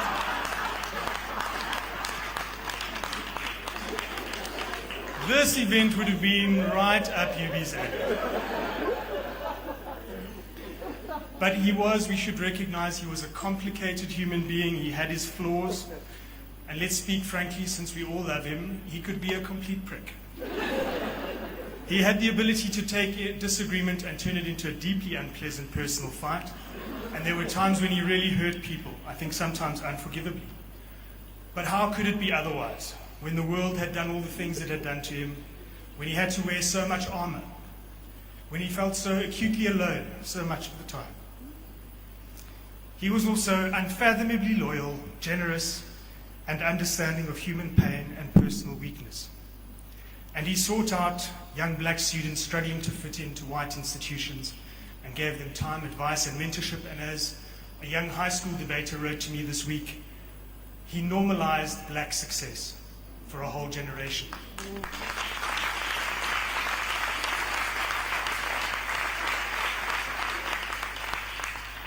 So Yubi, I don't think either one of us ever thought that you would let me get the last word, but here we are. We grew up together, I relied on your friendship and wisdom, and I think we all slept easier knowing you were out there. You were such a force of nature, we never imagined what the world would feel like without you. And now that you're gone, we're all going to have to lift our game to fill the hole in our national dialogue.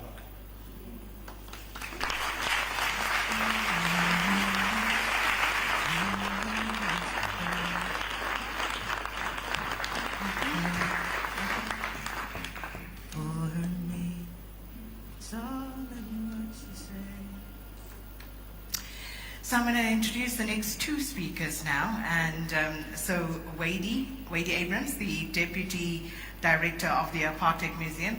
Wadey, if you could just come forward whilst Dumiso Luthuli comes up to the podium.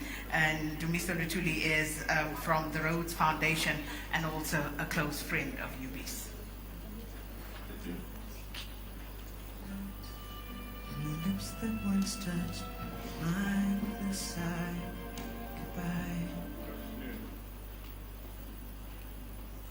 On behalf of my family, the National Secretariat for the Rhodes Scholarship in South Africa, Botswana, Lesotho, Malawi, Namibia, and Eswatini, the Southern African Association of Rhodes Scholars, and the Global Rhodes Scholarship Community, and of course the Rhodes Trust at the University of Oxford. I extend my heartfelt condolences to all gathered here today, especially to the McKaiser. Yes, UB called himself McKaiser in Johannesburg, but he told me that it's actually not McKaiser, it's McKaiser.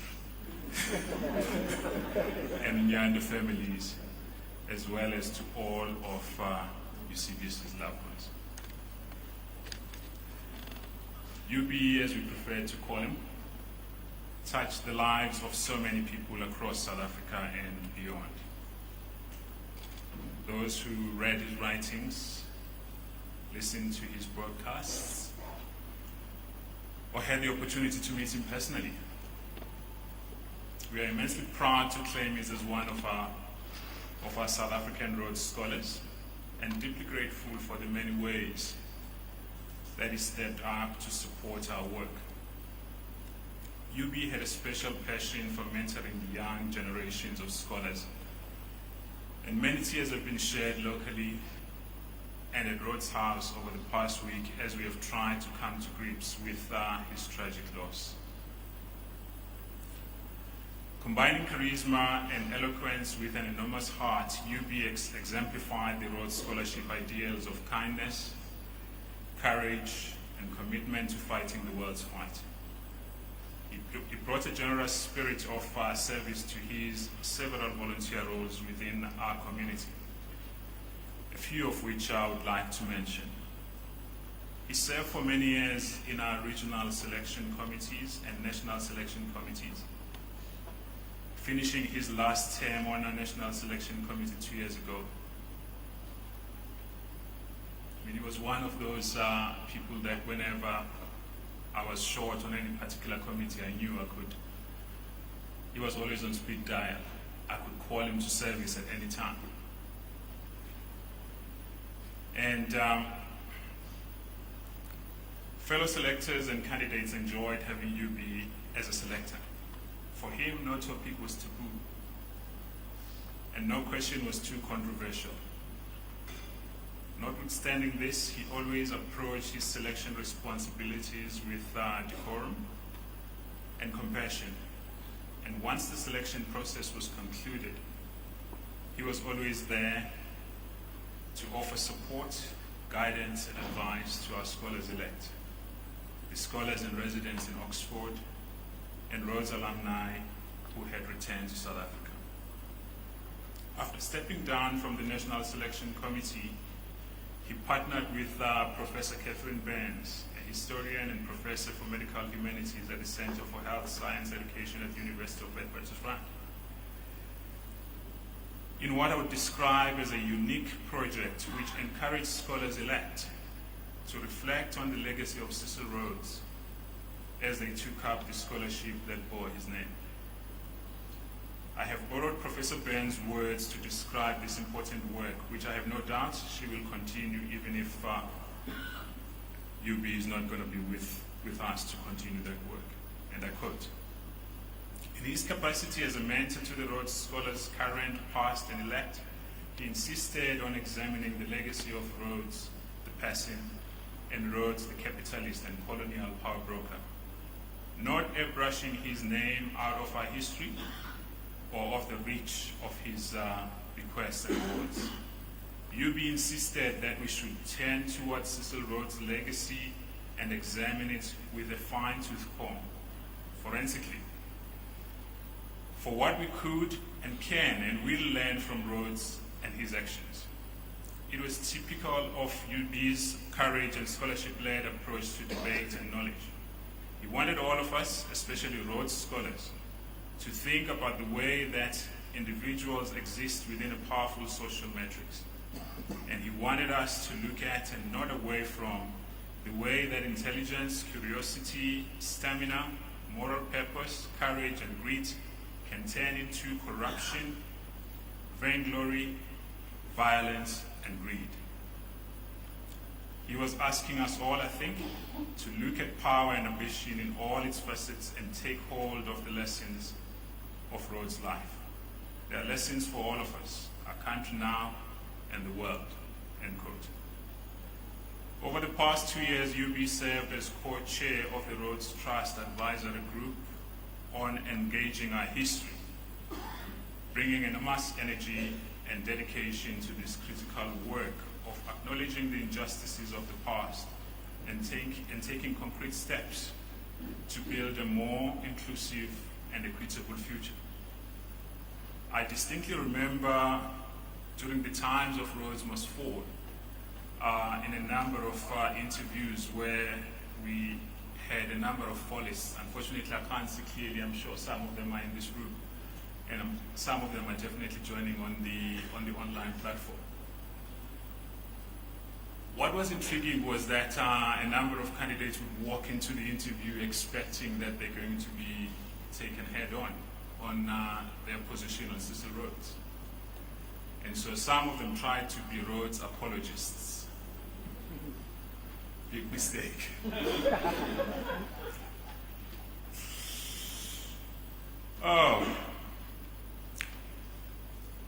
Dr. Elizabeth Kish, the warden of Rhodes House and CEO of Rhodes Trust, has paid tribute to his astute political commentary, always grounded in his academic training as a moral philosopher, and an incisive intellect and fearless candor that he used to lay bare the painful racial inequalities and complex dysfunctions of our beloved country with boldness, energy, and wit.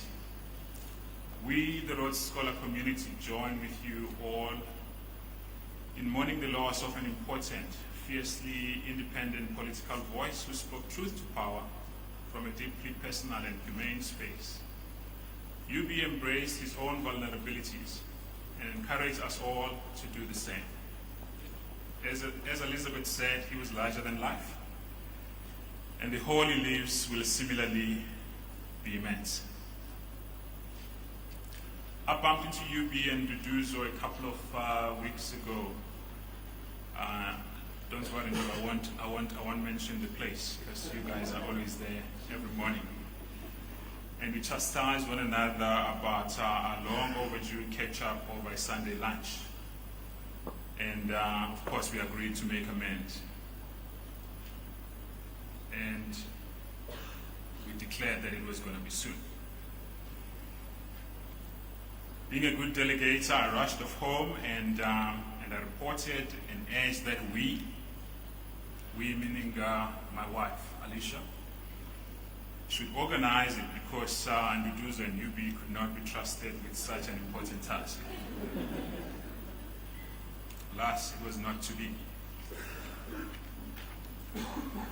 We'll forever be grateful for UB's leadership and friendship, and will continue to be inspired by his example. We offer our support to Nduduzo, to the McKaiser family and Nyanda families, and to all who knew and admired Eusebius and his work. May his blessed memory, I use blessed deliberately, may his blessed memory inspire us to pick up where he left off, to speak truth to power, to be fearless, to be vulnerable, and to spend our lives in the pursuit of knowledge. Thank you.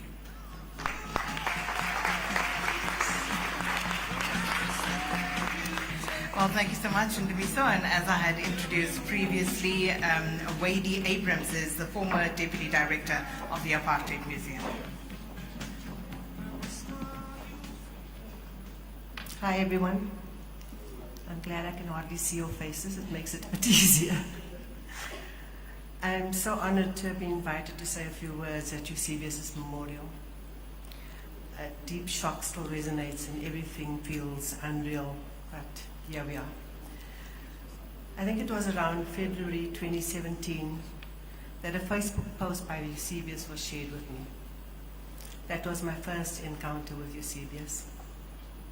I started following him on social media, and to say I was hooked was mild. And thus started my pursuit of Eusebius. Then in April 2018, he posted an event which was to take place at the Wits Great Wall. The event was entitled, Does the Christian God Exist? A debate between an atheist and a agnostic and a Christian. And I said to a friend of mine, there's no ways we're missing this, I'm there. And then I walked back to the rafters, and everybody knows how big the Wits Great Hall is. I realized that this man was simply fascinating. I loved the way his brain worked. I loved his eloquence. I loved the fact that he was colored. I loved that he was young. And moreover, I loved that he had the courage of his convictions. I loved how he believed in and fought for the rights of those who were oppressed. His fight against sexism, homophobia, racism, and all biases and discrimination. He was brave and unrelenting. I also loved his arrogance. And I loved it because we can so often forgive a brilliant mind his or her arrogance when the color of their skin is pale. But we are not so generous with people of color. At the time I was the Deputy Director of the Apartheid Museum, and part of my portfolio was public programming. I knew that for my vision to make the museum a living, engaging entity, and not just a repository of historical facts, we needed someone like Eusebius. I did not want anyone else. He was my person. After months of chasing him like a jilted lover, which included emailing him, Facebook Messenger, WhatsApp messages, even chasing his cousin Jermaine to chase him, that I finally heard back from Eusebius. His first words were, "Forgive me, I tried to ignore you, but my abandoned Catholic conscience wouldn't let me." And so began our years-long collaboration. Leading up to our first working lunch, I remember posting on my Facebook page how my imposter syndrome had kicked in big time. The first thing he said when he saw me was, "Meisie, take a like your hare." We had a good laugh and I was at ease. So here's how it worked. Our strategy was to use the South African public holidays as a catalyst to determine the topic. We would meet, I would ramble and ramble and ramble. He would sit like this, and he would make sense of my rambling. Within a few minutes, we had a topic we wanted to discuss or debate, and within a few minutes later, we would have a synopsis for that topic. We then discussed possible panelists and debated the relevance of each panelist related to the topic, and suddenly it was all stations go. I remember we had Oliver Dixon, we had Loveland, we had Pumi. I think I've seen them here. The first debate we had was centered around whether a common national South African identity was possible. Others included, did the Mandela government set South Africa up for failure? Why do men rape? Did the Fordist movement fail? And the black body still a site of oppression? Topics that were relevant to what was happening in our society. You can hear from the headings of those topics that these were Eusebius's words. But the Youth Day events were both Eusebius and my favorites. Here we gave young people, in particular grade 11 learners, carte blanche. They could choose any topic of their choice, research it, and speak to it in their own voices, and in particular to their peers. Youth Day events were widely popular and gained much media attention. These young people fascinated Eusebius and I, so much so that we decided to have more engagement with the learners. It was in this way that we began the master classes led by Eusebius on debating, critical thinking, public speaking. I didn't learn much from that, public speaking. Yeah, Eusebius was in his element though. He once expressed that this felt like his calling, even though he said he could never be a teacher per se. The young people loved him in his flip-flops, shorts and vests. They could relate to the person he was, relaxed, insightful, and ever so generous with his knowledge. Eusebius was a mensch, a human being who felt deeply. He was also vulnerable, as we know, and this made him more lovable. I am deeply saddened by the loss of Eusebius and express my sincerest condolences to Undudozo, Eusebius's family, and close friends, and all who knew him and loved him. My heart is broken. My only consolation is that Eusebius and Karima are looking at us from wherever they are, having a good old skinner and a giggle. Thank you. Olile in Alberton High. Hi, sir, how are you? I'm all right, man. How are you? No, yeah, I'm okay. This is Kobe Lagos Lungu from Alberton, Itoboz. Yeah, back in 2014, when Uber started being popular around Johannesburg, and I started driving for Uber, I met Eusebius. I used to drive him around, and even ended up being sort of like his personal driver or something.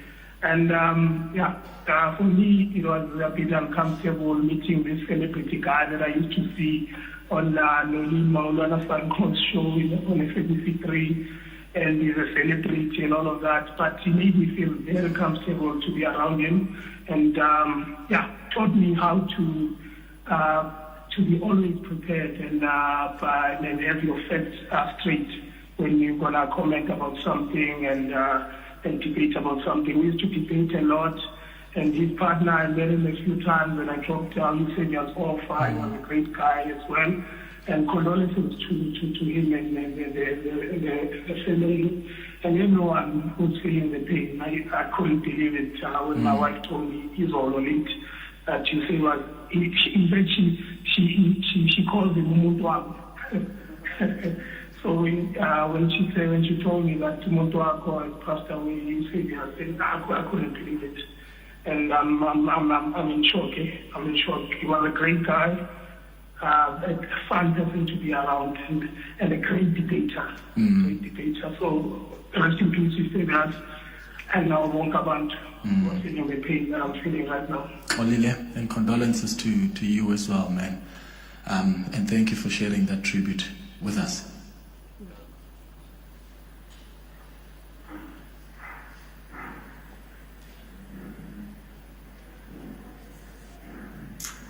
Yesterday, Musa Mota danced for British Got Talent and he did not win. I remember it was one of the last things that you mentioned, Eusebius. And for some reason, I didn't know who he was prior. And I just started crying because that was so typically you. You were such a generous person. You gave so much of yourself and you celebrated so much of us so many times. I don't even begin to understand what being in this world without you will be like. I will miss calling you to just talk about random stuff. I will miss texting you to make fun of people. I'll miss you sending me memes. I will miss so much of you. And in a world of so many unprincipled people, the one thing that I loved about you was how principled you were, how you were not ashamed to, you were absolutely fine with losing friends if they didn't stand on principle.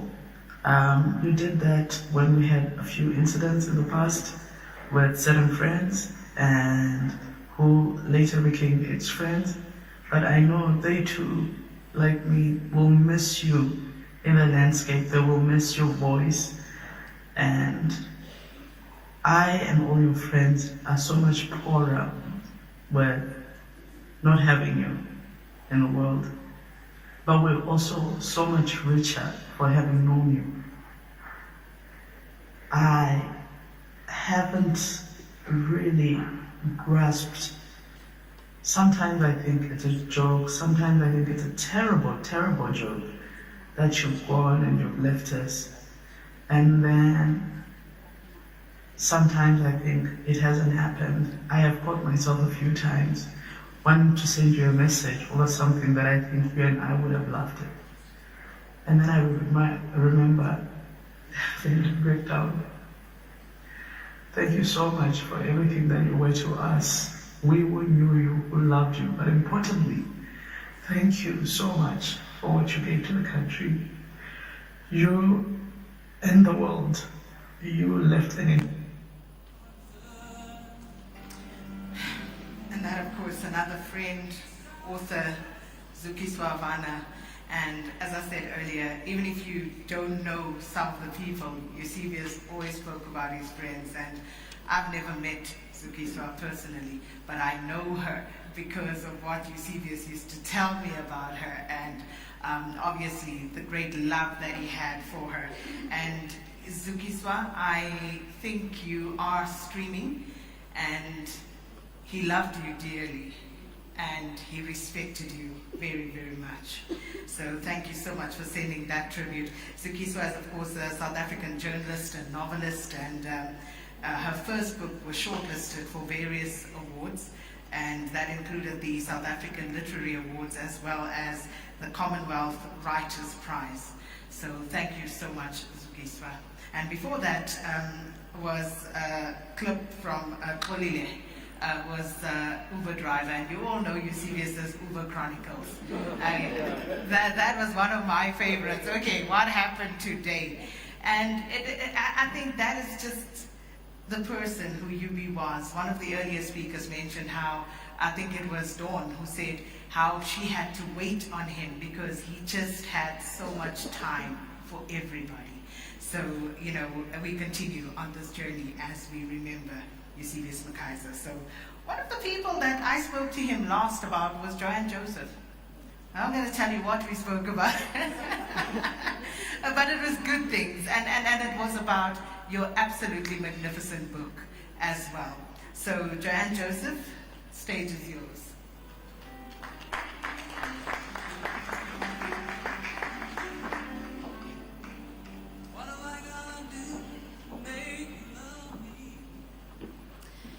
Wasn't planning on crying, Sakina. Now you've done it with that intro, so thanks for that.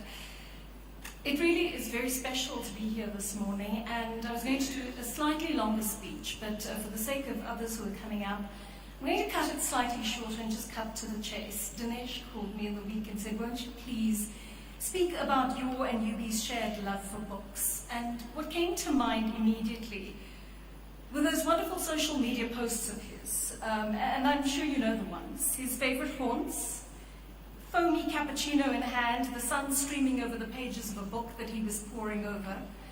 Those posts became so important to us. They weren't merely an indulgent peek into Eusebius's lifestyle, his middle-class lifestyle, I might add. They were an invitation to explore his inner literary world, bursting with the ideas of writers whose words and thoughts he dived into, analyzed, digested, critiqued. For those of us whose books were featured, and it was often deeply appreciated in those posts, I might tell you, it was an opportunity at an unexpected and generous endorsement that you knew would drive people to the tills at bookshops and to the libraries. His social media posts and podcasts were also a call for his followers to be deliberate about the act of reading. We were both equally surprised at how often we'd hear people say, I have no time to read, when what they meant to say it was because time was short, they had simply not prioritized the activity of reading over other pursuits. Eusebius's posts firstly spoke about the joy of reading and the infinite pleasure that books gave him. But those posts were also a call to action, exhorting his social media followers to intentionally set aside time to read as a means to expand their worldview. For him, learning did not end at university. Reading was a consistent part of his daily regime. In the way he exercised his body, he constantly exercised his mind. He was trying to convey that not to read is a dangerous thing, especially in a country where people in positions of power regularly use words to mislead, to misrepresent, to confuse, to detract from the truth, and more than ever, to sow hatred and division. One of the most enjoyable projects I ever did with Yubi was an online show called Cover to Cover, which we co-presented between 2020 and 2021. Our main intention was to have fun with books and authors and just inculcate a culture of reading in the nation that cohered with the hashtags he often used in those social media posts, for the love of reading, for the love of books. Again, Yubi was highly intentional about his approach to the show. As early as the second episode, we focused on children's literature, as Dinesh would remember.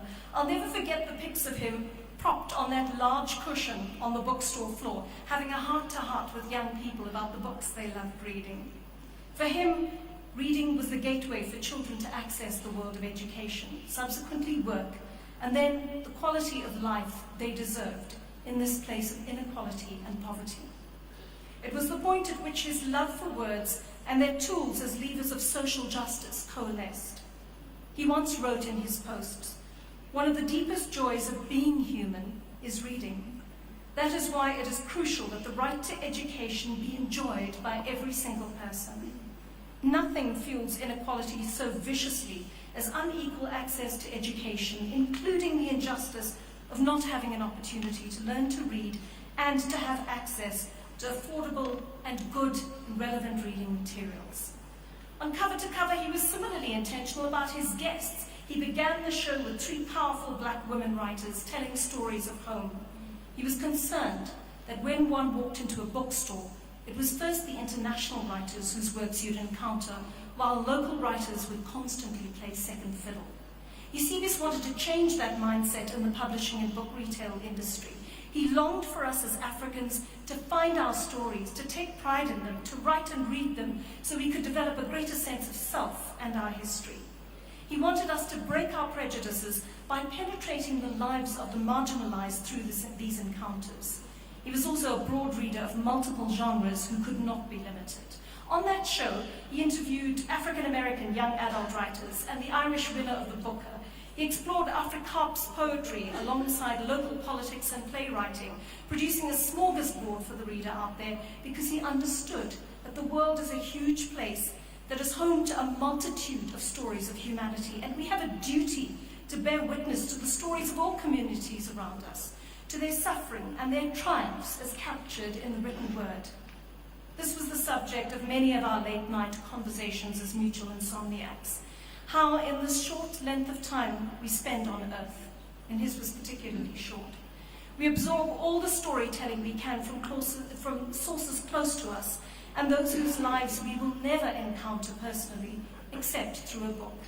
He loved the kaleidoscope of possibility that existed in that one could sit here on the tail end of Africa and yet travel so far into the relationships and dilemmas, the mysterious lives of others continents away, experience their geographies, glean some sense of how all of humanity is connected, how our strivings and difficulties are essentially the same, although they may take different forms. Our voice notes grew into podcasts and then audiobooks. I'm profoundly sorry that he never got to produce the next book that he was thinking about. Thankfully, he has produced 3 books on racism and politics that are still widely available, and his free-form writing abounds everywhere on social media, while his commentary continues to live on news sites and endures in the form of his podcasts. His words have guaranteed his immortality. Yet we grapple with the reality that one of our greatest book exponents has now left us, although his call to action remains. What does this mean to you today? Does it mean you will leave this place today and pick up a book after a long time?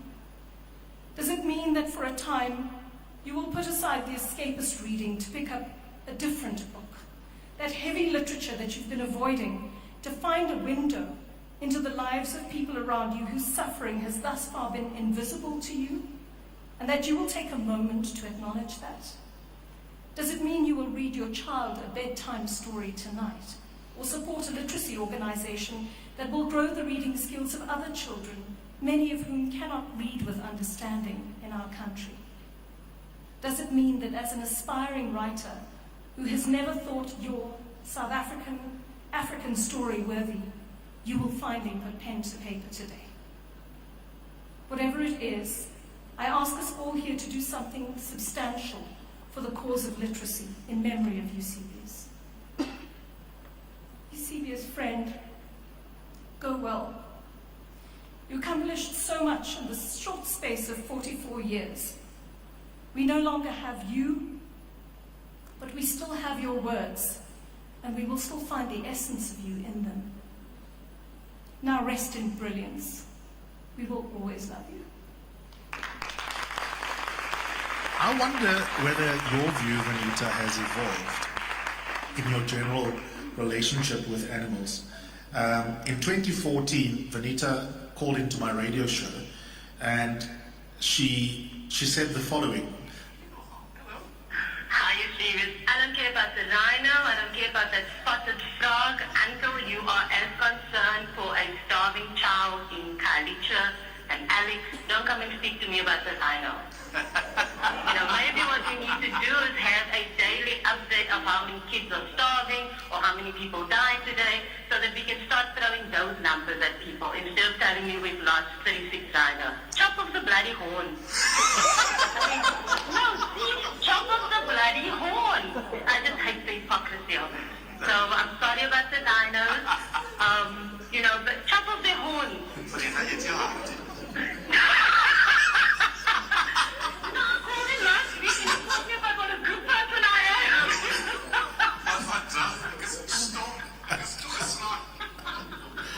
So I'm interested in how our views evolve, right? So beyond Shuba, but Shuba is a useful sort of entryway to this conversation. I was saying to Nduzo yesterday, he's got a dog, we've got a dog, you've got a dog now. I wrote about our attitudes towards animals in my first book. And essentially I made fun of, you know, white people and adjacent white people. Deputy whites. Or deputy whites for their attitudes towards animals. But I was saying to my producer, if I had to rewrite my book now, which is about, I don't know, 8 years old, one of the essays I would in part repudiate is that attitude. Because when you have a pet of your own, things suddenly change. Listening back to that clip from 2014, do you want to repudiate your attitude towards Rhino? No. Oh, wow. Get your heart in. I still maintain, yeah, it's a clippy minute. I still maintain, chop off their horns. That's why they're getting, I mean, that makes sense to me. Chop off their horns, you know? And like I said, I think in a different conversation, because people like to throw this, oh, well, in 10 years' time, there's not going to be a rhino, and the only time you'll see them is in a picture in a museum. I'm like, you know what? I go to museums all the time, and I look at pictures of dinosaurs, and I'm okay. Honestly, I'm okay. I don't miss the dinosaurs at all. Hi, good afternoon, ladies and gentlemen. If we have any Tracy Chapman fans, I'd like to invite you to join me. Don't you know, talking about a revolution. Don't you know, talking about a revolution. They've been saying the wealthy lines, crying on the doorsteps of those armies of salvation, wasting time in the unemployment line, sitting around waiting for a promotion. Don't you know, talking about a revolution sounds like people will rise up, get their share. More people gonna rise up and take what's theirs. So you know you better run, run, run, run, run, run, run, run, run, run, run, run, yeah. Don't you know you better run, run, run, run, run, run, run, run, run, run, run, run, yeah. 'Cause finally the tables are starting to turn. Talking about a revolution. Yes, finally the tables are starting to turn. Talking about a revolution, no, no. Talking about a revolution. I've been standing in the welfare lines, crying on the doorsteps of those armies of salvation, wasting time in the unemployment line, sitting around waiting for a promotion. Don't you know, talking about a revolution sounds like a whisper. And finally the tables are starting to turn. Talking about a revolution.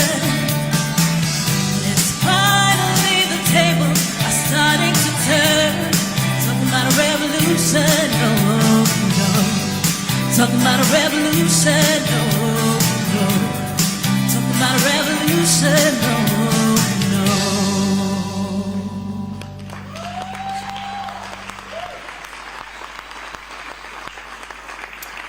Thank you so much, Lila. That was beautiful. And this, of course, is a celebration of the life of our dear friend Eusebius McKaiser. Lila Faye, she's Faye, I should say. She's vocalist, and as you heard there, hope to hear more at some stage, but I don't know if we're going to have the time. Well, moving it along swiftly, I said the name correctly yesterday, so I'm going to try and nail it again. Two of Eusebius's friends now coming up to speak to us, and Zweli once shared a home with Yubi, and Bongani first met him online. And the rest, as they say, is history. So let me invite up to stage Bongani Kumalo, because that was the easier name. And then, here we go, Zweli. Zweli Jongile Kwebityala.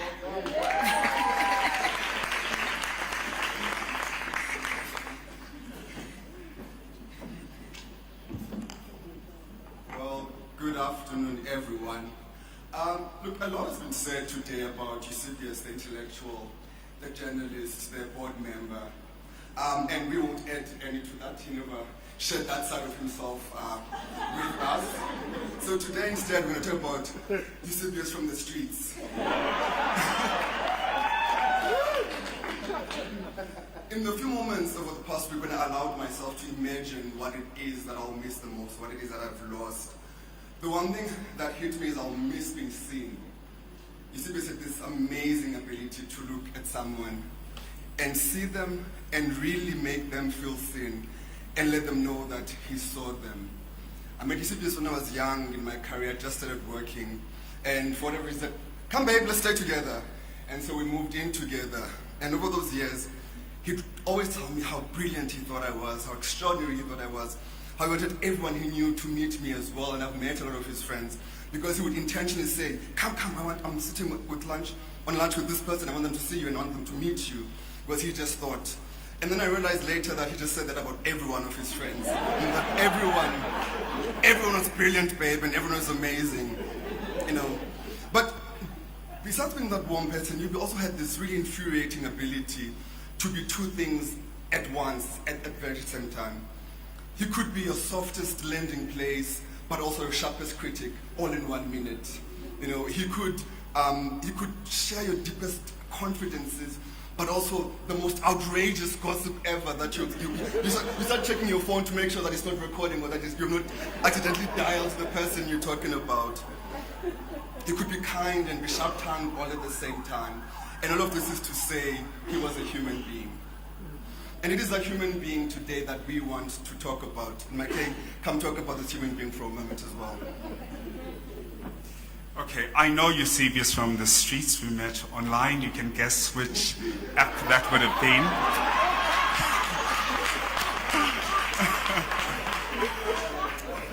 By the standards of the street, Papa, Eusebius was no oil painting. However, he could charm the pent of any organism walking on 2 feet. And this is evidenced by the number of self-identifying heterosexual men who called in on radio stations to talk about their person, and they'd go as far as saying that their wives and their girlfriends came running to them to say, your person is no more. He made it into people's bedrooms by the sound of his voice and his greatest charm, and these people were charmed into current affairs, matters that they had no interest in, but trust Eusebius to charm your pants off. A WhatsApp group I belonged to at some stage said something unnecessary and unflattering about Eusebius, and what was said got to him. And he called me and said, Bon, I'm very disappointed that you were part of this conversation. However, you didn't bother to let me know what was said about me by people he had considered friends. To me, that revealed the humanity in Eusebius. He's a human being too. It revealed his vulnerability. But you know, when you're caught gossiping, you then start to introspect. And I thought to myself, you know, was I party to an injustice? Should I keep... Was my silence a good decision on this? However, in a drunken stupor one day, I said to him, now, Thomas, tell me, of all these people that you've introduced me to, should I get to know them well? Now do I tell them the things you told me about them?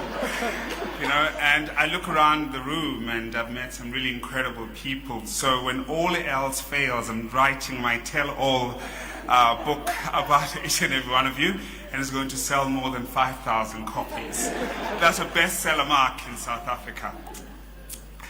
9 years ago, we get introduced to Nduduzo. Mama, I was the smartest and the most handsome person to come out of Mufullo South until Nduduzo came along. And we had a beautiful evening. It prepared the most scrumptious meal. And the conversation degenerated into current affairs. And I held a very strong view about a particular matter And in absolute disgust, he turned to me and said, Bongani, that demonstrates the laziness of your reading. There is so much that has been written on the subject. You've just been too lazy to familiarize yourself with that. And the standard at which he held politicians and anybody else who held a public office, he expected the same from his friends.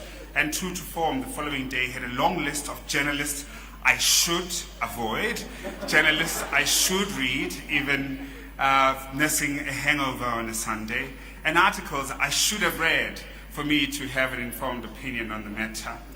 The last conversation we had, it was to celebrate his birthday, and he asked me, where's your partner? I said, well, he's at home. We had an argument, you know, the burden of being in a long-term relationship as a gay man. And he turned to me and said, actually, Bongani, that is something we need to talk about. We post the most gorgeous photographs about how love lives here, and we seldom talk about the challenges we have in our relationships. And he said, let's have brunch at Tasha's. Had we had that brunch, we'd have talked about how much of a gift we have been to society, our families, and all those around us. But ultimately, we would have gotten to the point of how abysmal we can be in showing love and affection to people who have seen us at our bare, at our most vulnerable, and how important it is to remind ourselves of that. And I would have walked away from that brunch with ways to show my husband how much I love and care for him. And by God, I missed that brunch. I close. There are lots of stories we could tell, especially Bongani and I about Eusebius, because we spent quite a lot of time eating, the three of us. But I close perhaps with the last meal we did have with him, which was at his birthday party just over a month ago now. In that one, he said, ladies, today I want to have a small party and not a big one. And he invited a few of us there, and we shared a meal. And he did something that I thought was so amazing. Again, talking to the story I shared earlier about him seeing people. He said, I want to go around the table, and there were about 8 of us, and said, if you will indulge me, ladies, I'll go around the table telling each of you why I love you. And he did for about 10 minutes go around the table to each of us saying why he loved us, specifically why he loved us.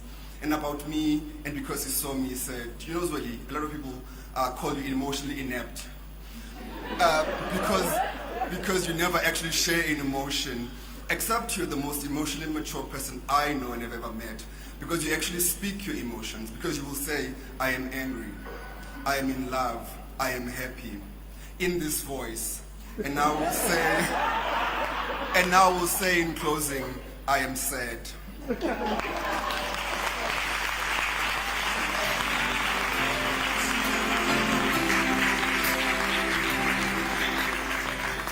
Thank you so much, Bongani and Zweli. And our next speaker. So, I remember when Karima passed on, the first person I thought to call was Eusebius. And when the news of Yubi's passing broke, I had a lot of people calling me, but the first person I thought of was really Tlabi.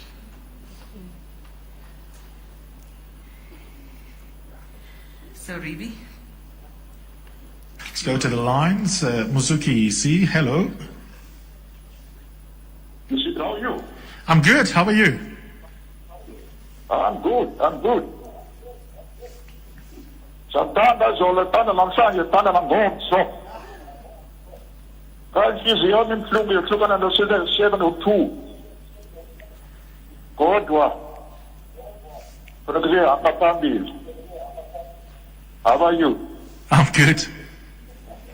That's great. Thanks for your good work.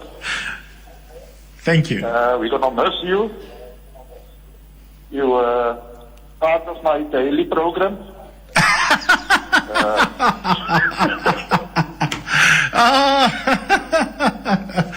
I can't believe I didn't recognize his voice. Yes, my big boy. Are you alright? I'm good. I'm just wondering, oh my God, my Xhosa is so swak, ek kan nie eens vertaal wat nou gesê word nie. Almal gaan nou weet, ek kan nie eintlik reg praat nie. For those who are wondering, this is my dad who's calling in, who is fully fluent in Xhosa. Okay, Yubi. Ons het jou show baie geniet.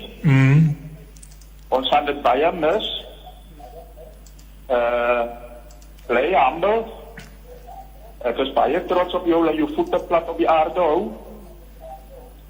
Ek het baie geleer van jou show af. Dat was baie educational. En met die lockdown het jou show 'n groot rol gespeel in my lewe. Ek het basies 'n daaglikse routine gehad. Luister na jou show. Na 12 uur begin ek te gym. Vat ek 'n uur break, daarna begin ek te kook. So alles van die beste vorentoe met die nuwe rigting waar jy gaan inslaan. En baie lief vir jou, hoor. Ek waardeer dit. Een vraag. Yes. Wanneer mense nonsens praat van my op Facebook, hoe reageer jy? Man, dit laat ou se bloeddruk opgaan. Maar dis maar nou deel van dit. En soos die een bel het vroeër gesê dat ingekol het vanoggend om te sê dat daar's maar mense wat dit haat en daar's mense wat jou show like. So Ja, dat kom met die territory. Ja. Ja. Thanks, Daddy. Thanks for calling in. Okay, boy. Lekker dag vir jou, hoor. Cheers. Bye. Oh, my goodness. We normally prank each other, so on this one, he won. I can't believe it took me that long to actually recognize his voice.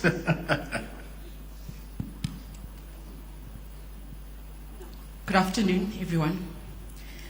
Bongani and Zweli, let me just thank you for just a moment of levity as you made your very heartfelt delivery. But also Sakina, for your tender steering of this event, your composure, even as I know that there's turmoil inside your own heart. I think I want to highlight that because it reminds me that perhaps at these moments of such unspeakable grief, the right thing to do is to be with people who love the person that you are mourning. Because in the last 2 hours, I have felt edified. I have felt that in our collective grief, I am also seen and I'm with you. And perhaps the last week of isolation was necessary to be in silence, to be reflective. But this too has been healing to be with all of you. So thank you.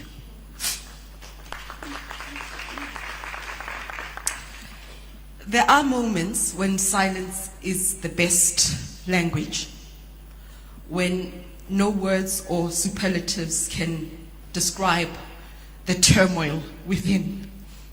This is that moment for me. I am completely unmoored by Eusebius' passing. We've all lost people. It's not the first time that we have gathered at events like these, but it hits differently. And it is one of those moments where I wake up in the middle of the night and I think, what am I going to do? But I know I'm not the only one. And I know that in this front row, what I feel is magnified and felt 100 times as much. I had planned to share some special moments of our friendship, but have now decided in a moment of fragility that going down that route would just be opening an avenue to the most chaotic descent into grief. So I will just say a few safe things. The first thing that I want to say was that Eusebius built friendships that were rooted in respect. He didn't respect our bullshit. No. He respected our agency as people in his life. That when there are conversations that required his counsel, he was there with it, but ultimately he trusted that you are your own person, you've got agency, and you can make your own decisions. And I think that is important. The second thing I want to say is that he loved loudly and emphatically and not waiting for another day to express the depth of his love. And that has been a source of comfort, that I know he knew that I adored him, and I know that he loved me. And I laughed as I replayed some of the conversations that would start with, you know, the thing I love about you.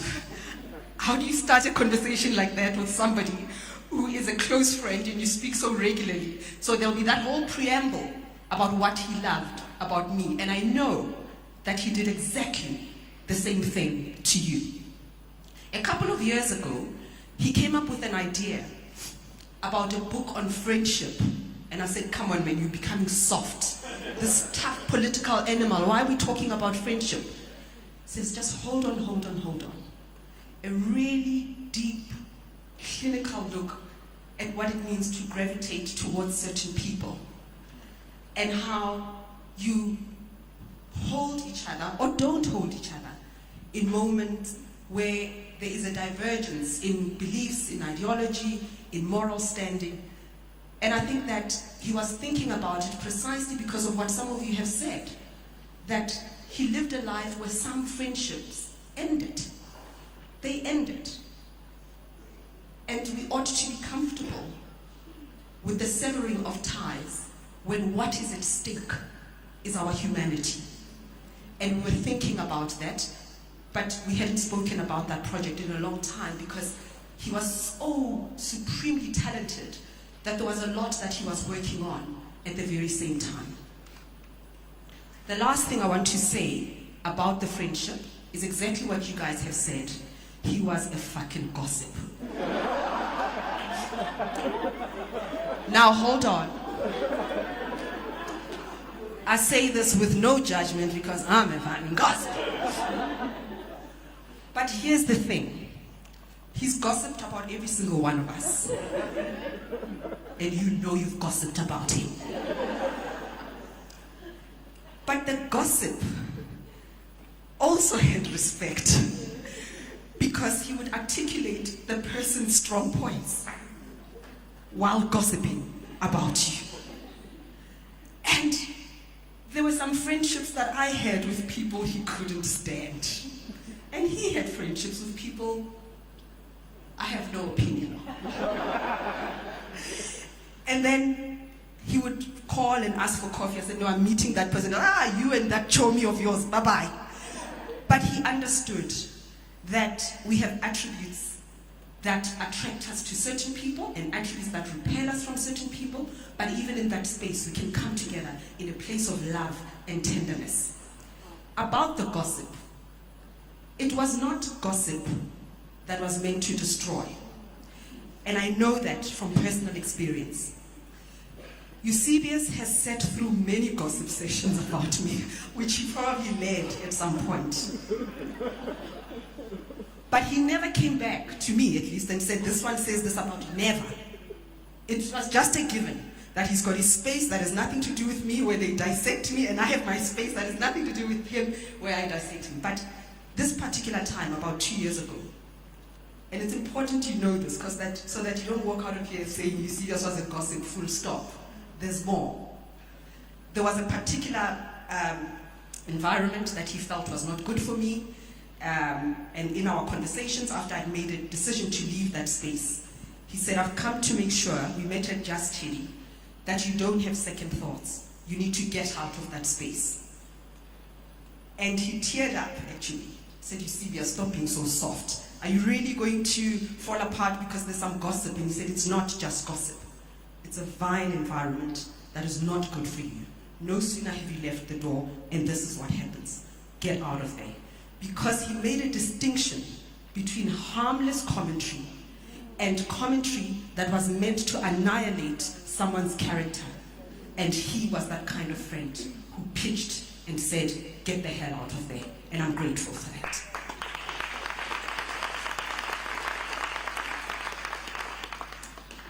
That's the friendship. Perhaps there's a reason why this grief feels so intractable and insurmountable. And the reason, I think, is not just the personal loss. It's not just losing someone whose life, whose very presence was a reflection of the story of my life. And so with his physical, shall I say, evacuation from this earth, it feels to me that pieces of my chapter are just falling apart. I think the reason some of us feel that way is because we recognize that even as some found his opinions intolerable for whatever reason, or described him as arrogant, he also said that about himself, so really not breaking news there, is that even in that contestation, his detractors recognize his genius. His detractors know that he was a necessary force in our society. And if we are to think about that interface of journalism and democracy, we cannot deny the fact that Eusebius's voice was so pivotal to our democratic edifice.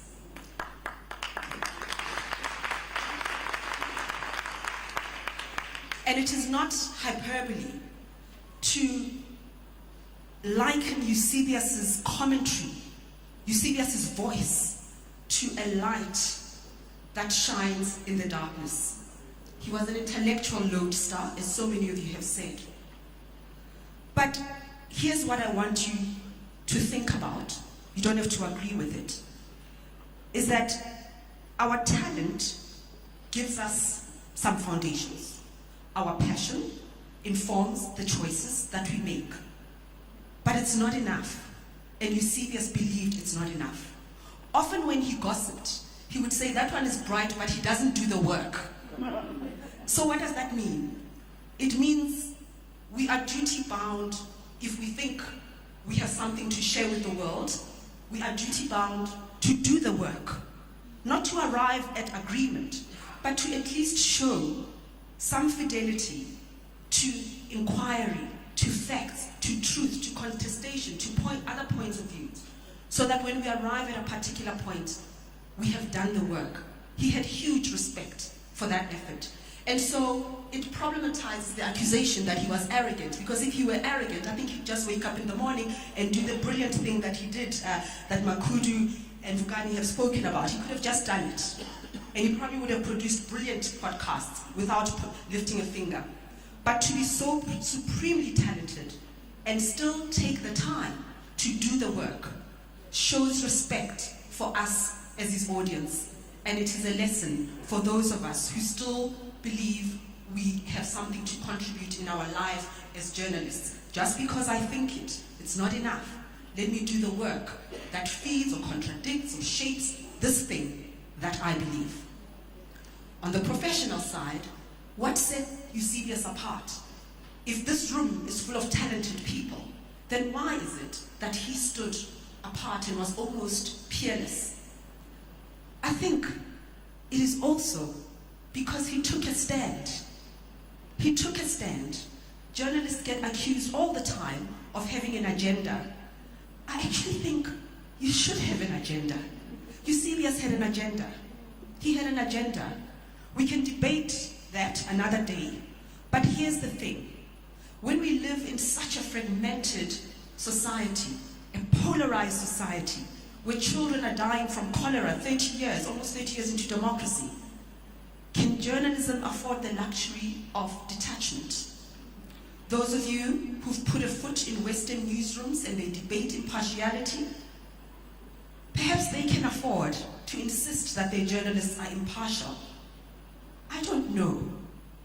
I don't know that in this space, where the very notion of truth is now up for grabs, in this space where everything that's true is called fake news, just to create confusion and to make the truth indistinguishable from the lies, create a state of paralysis where nobody does anything, nobody says anything, nobody writes anything, because everyone is lying, allegedly. When you come from societies such as ours, where people are hanging by a thread, where our democracy is on a precarious balance, where the bad threatens to overwhelm the good, where toxic power relations from a gender point of view, from income point of view, race, all of that, where these determine whether people get to eat, whether people get to sleep at night. Eusebius had an agenda, and I say that without any fear of contradiction. He had an agenda. His agenda was to speak up for the underdog. His agenda was to amplify his voice against bigotry.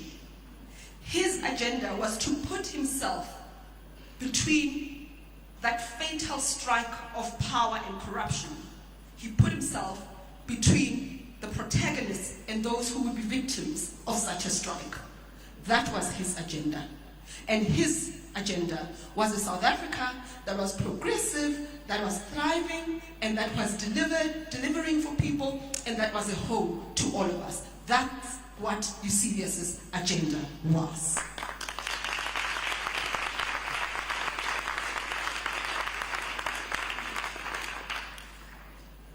I would never diminish Eusebius's stature by engaging with anti-vax trolls. He would say, don't feed the trolls, Tommy. Ooh, Jesom Nyama. Where did he learn that thing? Hi, Nduduzo, you've got a lot to answer for. Everything Jesom Nyama. Now listen to me very carefully. I say this with all the sagacity I can muster. I am not speaking to anti-vaxxers. There's no point. I am talking to people who hung on Eusebius's every word. Those Uber drivers, those here amongst us who listened to Eusebius's take on issues before we formulated our own positions. Those people who were hesitant and scared, because we are allowed to be scared. Those people who thought, I want to take the vaccine, but I'm scared. And they listened to Eusebius and they saw him take the jab. And they went out to get it. I'm talking to you because you may be feeling a little tender this afternoon. Eusebius was diagnosed with epilepsy in 2008. 2008. When we say he died suddenly, there's a context. It means he was fine that morning. He went about his business. He was tweeting, he was talking, he was working. That event that has created this tectonic shifts in our lives, that was sudden. But he has been living with epilepsy since 2008. There were moments of hospitalization that he didn't share. Nduduzo stepped up to the plate and just handled it all with so much grace and generosity. But Eusebius too, he was stoic in those moments. He took them all with equanimity. Just because he didn't tweet, I'm in hospital, just because he didn't tweet about it doesn't mean it didn't happen. It's important you know this. He bore this illness with courage and fortitude, but he kept it away from you because he wanted you to treat him as an equal, to come to him with all that robust energy and engage him without feeling sorry for him. He had epilepsy since 2008. He had been hospitalized before, but none of us thought there would be that one moment where it becomes fatal. It wasn't the vaccine. So take heart, take courage, and face life with grace and dignity.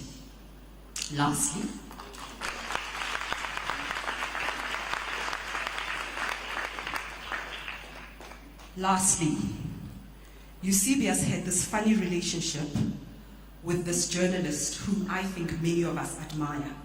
She always invited him to her show when there was something around South Africa, race and identity. And I would tell him that she's such a fan. And he would say, "I told me you lie, I'm the fan." And that's what I mean, that he did have humility. This arrogance that people are talking about, well, he could not imagine that that person was a fan of his. So no, it's just professional respect and they need to fill up the show.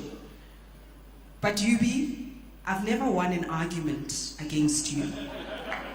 I am so proud to tell you I told you so. Because this person sent me an email. "Hi Ridi, thank you for sharing this news. I was a huge fan of Eusebius." Yubi, she was a huge fan. says, I'm indeed shocked and deeply saddened. Eusebius was one of a kind, always a great guest, often counterintuitive, and constantly with the people of South Africa's best interests at heart. I send you my deepest condolences and sympathies on the loss of your friend, and please pass my sympathies to his family. May Eusebius rest in peace. I will miss him. That's from Christiana Mpo.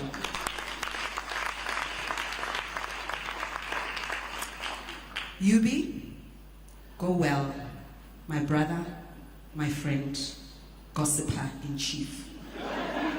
The one who opened his big arms and ample shoulders to hold me, to gather me, to celebrate me. When I come up for air, I will have the grace to feel blessed that life had chosen me and your friends to call you a friend. It is not a gift that I will take for granted. I thank you from the bottom of my heart. I thank the family for sharing him with us. For whatever it is you instilled in him, this country, this world has been so enriched by his presence here. Duduzo, he worried about you. He worried about these episodes when he landed in hospital. And we spoke about how that is how you do love. That love has messy chapters. And for him, the health part was a messy chapter. What an incredible, incredible achievement to love so cleanly, so perfectly, so effortlessly. How you rose to the occasion in the most challenging moments. But here's where I think, when you think back on your life with Eusebius, that you pat yourself on the shoulder because you found that tenderness. You made him want to wake up in the morning. You made him want to celebrate life. And he walked with his shoulders a little higher and his head held a little high because of you. So thank you.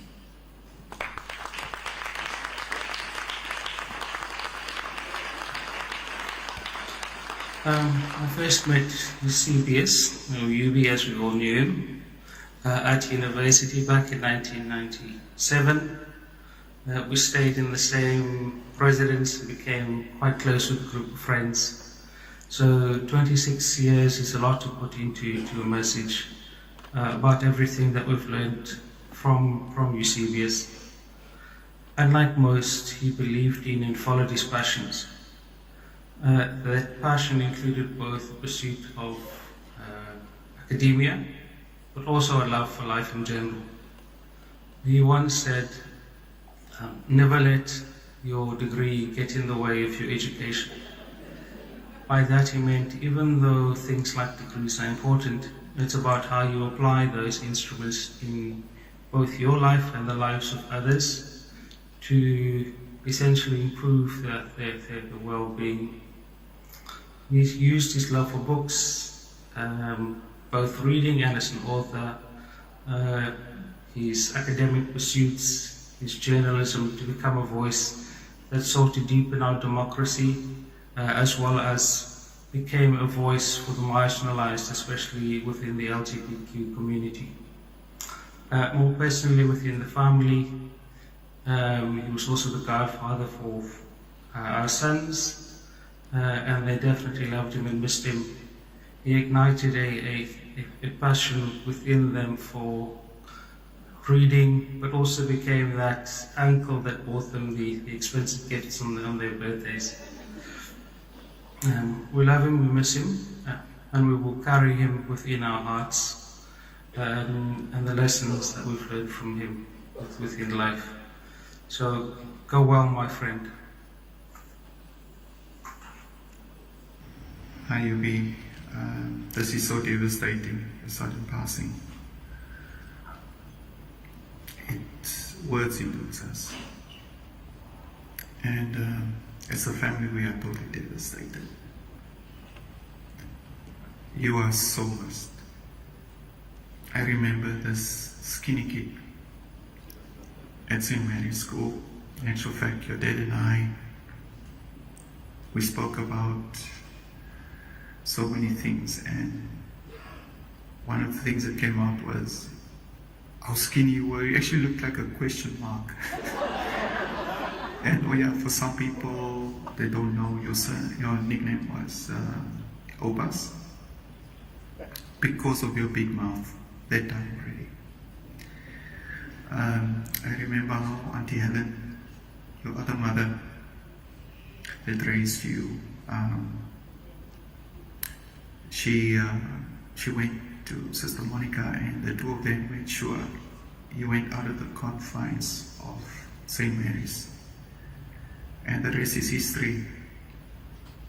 I remember when I saw you the last time, or the first time I saw you again after so many years. You guys look like serious bouncers. You literally double my size. You wouldn't do. And I know now why Gail became such a good cook. She fed you a lot. Yeah, she tasted all the recipes on you, and you never said no. And you had a zest for life. You lived life to the max. And that God-given talent God gave you, your mind, you used it to the max. And that's what I can give you. You had zest for life. You lived life as if there wasn't a tomorrow. And wherever you went, you rubbed off of people. You stood for two very fundamental things, and that is justice and equality, and its legacy. Its legacy that you left in so many people's lives. Your dad, after your brother's passing, as I recall, after having this long chat with him, he said he was also devastated by your brother's passing, and you just came in there. So you be, we love you, we miss you. From the Stevens family, Aiden, Geneva, Marilyn, they all miss you. Jody, Mandy. Yeah, there's so many people, and you'll always be missed and loved. Thank you for being an amazing person. Okay, bye.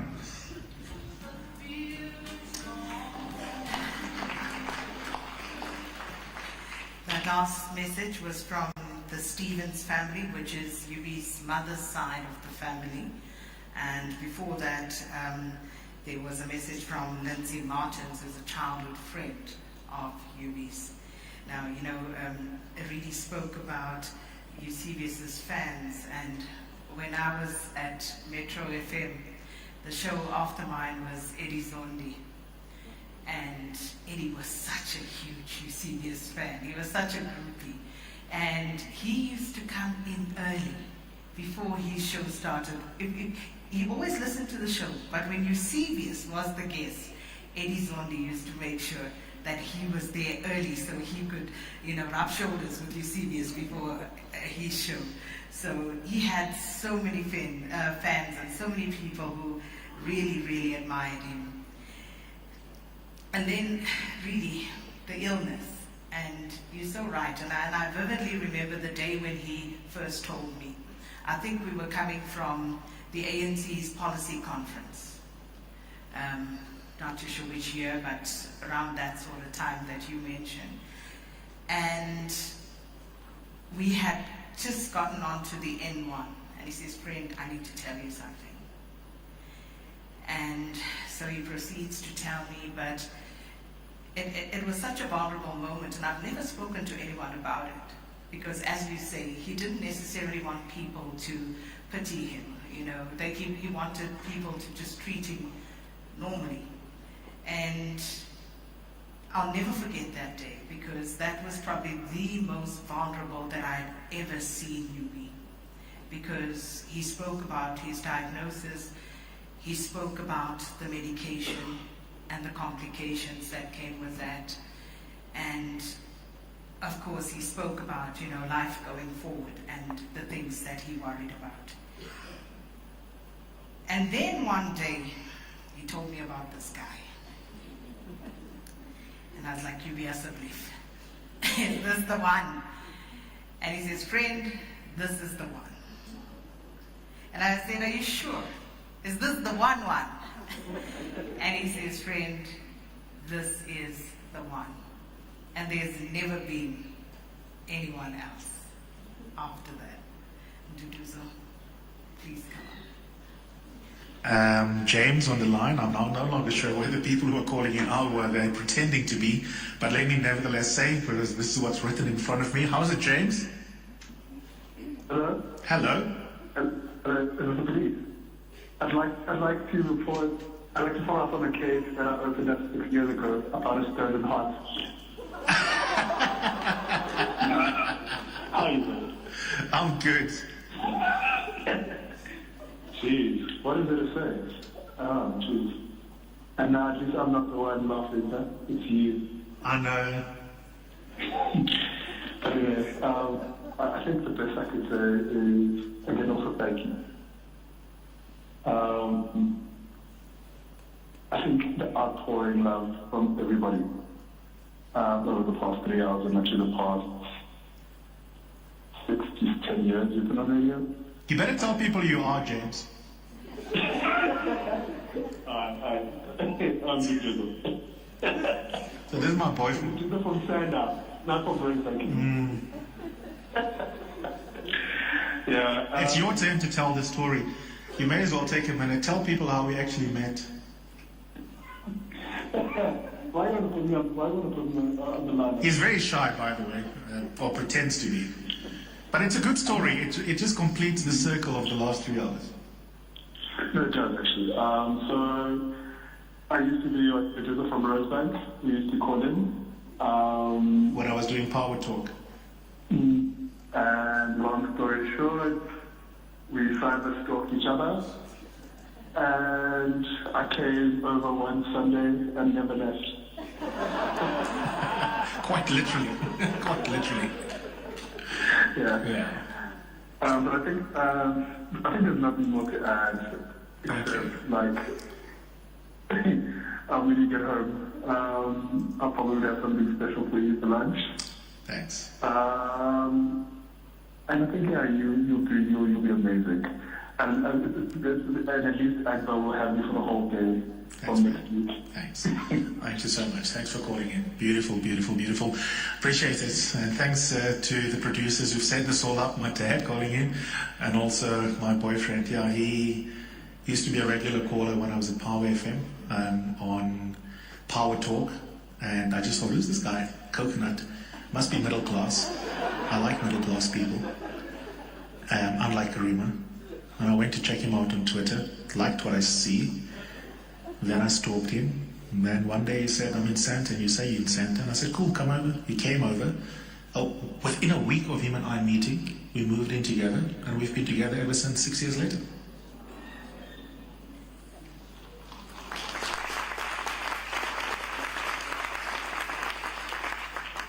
So I think between myself and Zweli, it looks like he likes picking up strays.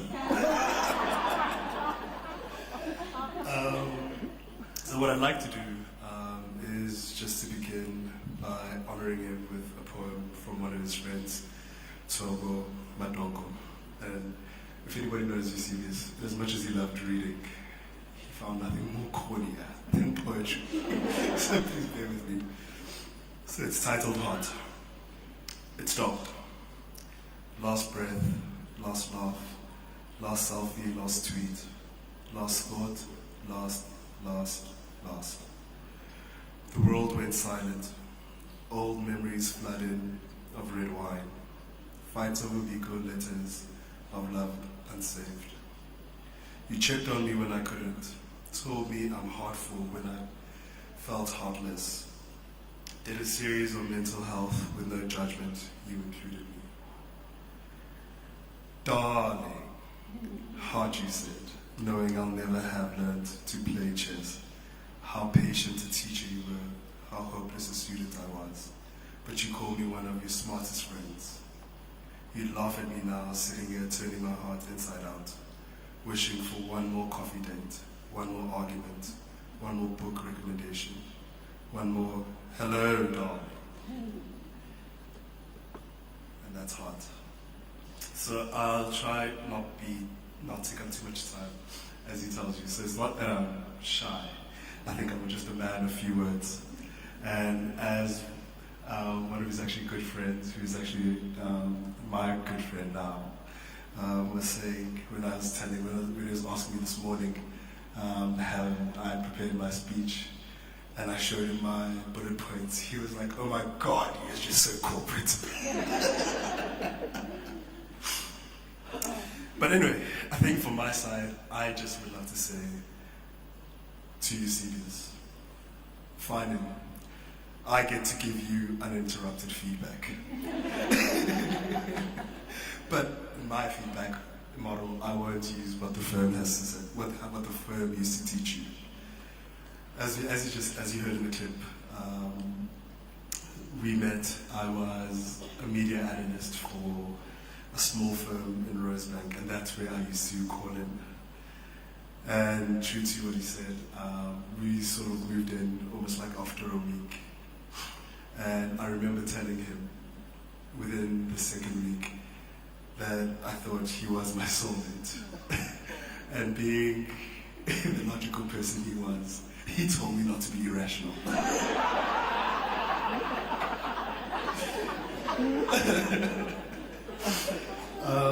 That being said, I remember our first year as well. It was one filled with many ups and many downs, and where we used to fight with the one fight I remember where he took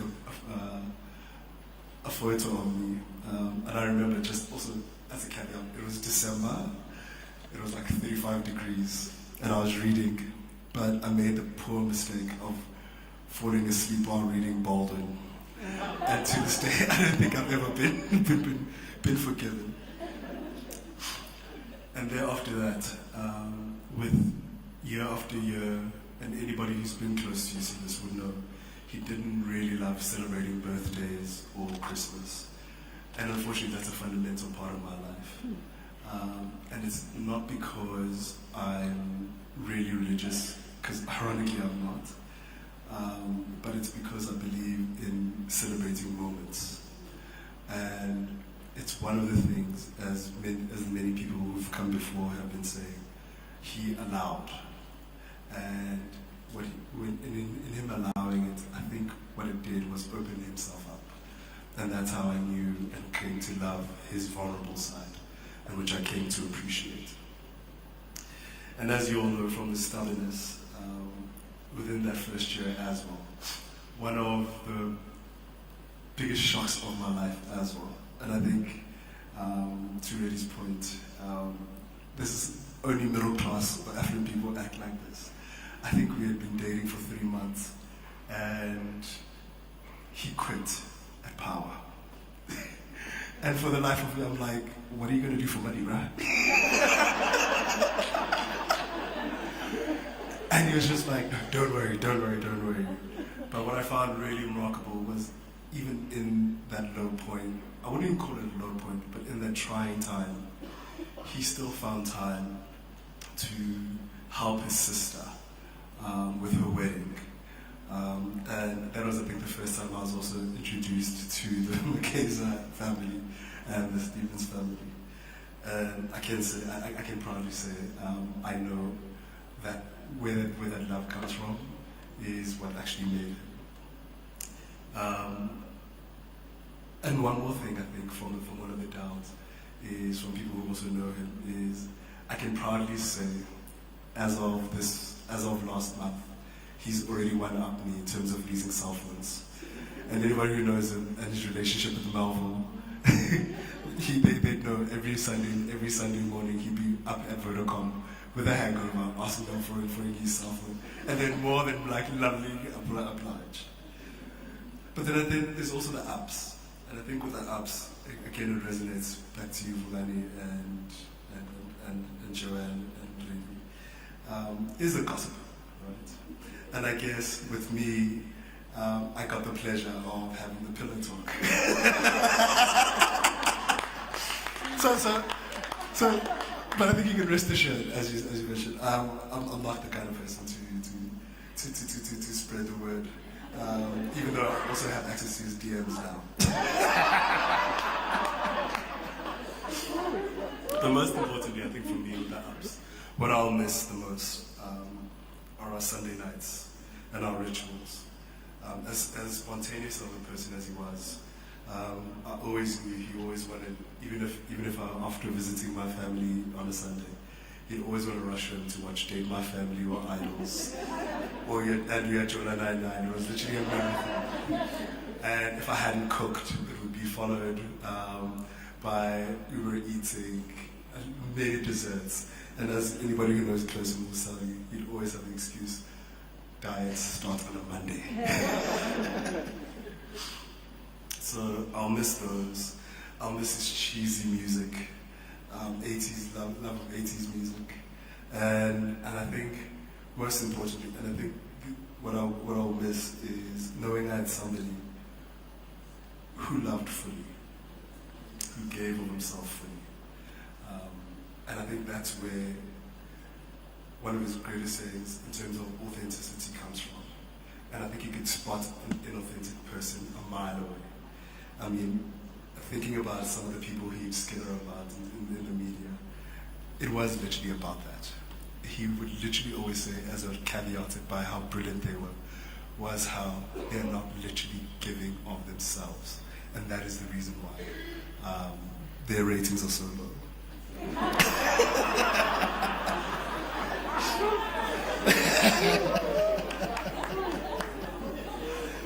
But what I'll also miss, I think that will break my heart the most, is I'll miss walking in from work and not seeing him on that couch on his phone. As anybody who knows him, he was glued to that phone. I'll miss his voice notes. I'll miss him walking around the house recording voice notes for somebody else. And most importantly, I think I'll miss that hello babe, because I think the one time, anytime I knew he was either angry or irritated with me, I would always hear my name, Duduzo. But 90% of the time, I was always babe. And within that, I'd like to just close off by thanking not only his friends, everybody here, his family, his mentees, Oliver especially, and his supporters, because as it already says, he doesn't like the word fans. And everybody who used to work and who used to, with the restaurants we used to frequent, from his mayoral title at Tasha's to Naked, Just Titties, Fat Zebras, and Poppies, obviously. And what I want to do is just make a short promise to him. I promise to always be my authentic self, to try and live as fully and love, as honestly as you do. I promise to continue reading books, including the New York Times and Times Live subscriptions. I'll continue doing right by you and immortalizing you and never forgetting you. But most importantly, I promise to never accept mediocrity, because that is who you were. Thank you. Has come. The mists have gone. We see in the distance our long way home. I was always yours to have. You were always mine. We have loved each other in and out of time. When the first stone looked up at the blazing sun and the first tree struggled up from the forest floor, I had always loved you more. You freed your braids, gave your hair to the breeze. It hung like a hive of honeybees. I reached in the mass for the sweet honeycomb there. God, how I loved your hair. You saw me bludgeoned by circumstance, lost, injured, hurt by chance. I screamed to the heavens, loudly screamed, trying to change our nightmares into dreams. The sun has come, the mists have gone. We see in the distance our long way home. I was yours to have, and you were always mine. We loved each other in and out, in and out, in and out of time. And that, ladies and gentlemen, is how we come to the end. Thank you so much. Thanks so much to the family for allowing me this honor for Eusebius today. And thanks to everybody who spoke today, who wrote tributes, everybody who knew and loved Eusebius throughout the years. And as Nduduzo says, you know, may we go forward living more nobly in honor of UB. And I am going to call UB's cousin, Eusebius McKaiser, but before that, I just want to call up Dinesh, Megan, Nolwazi, Oliver. I know you guys didn't know this, but please, if you will, because I think these are the people who made sure all of this happened here today. And please come up.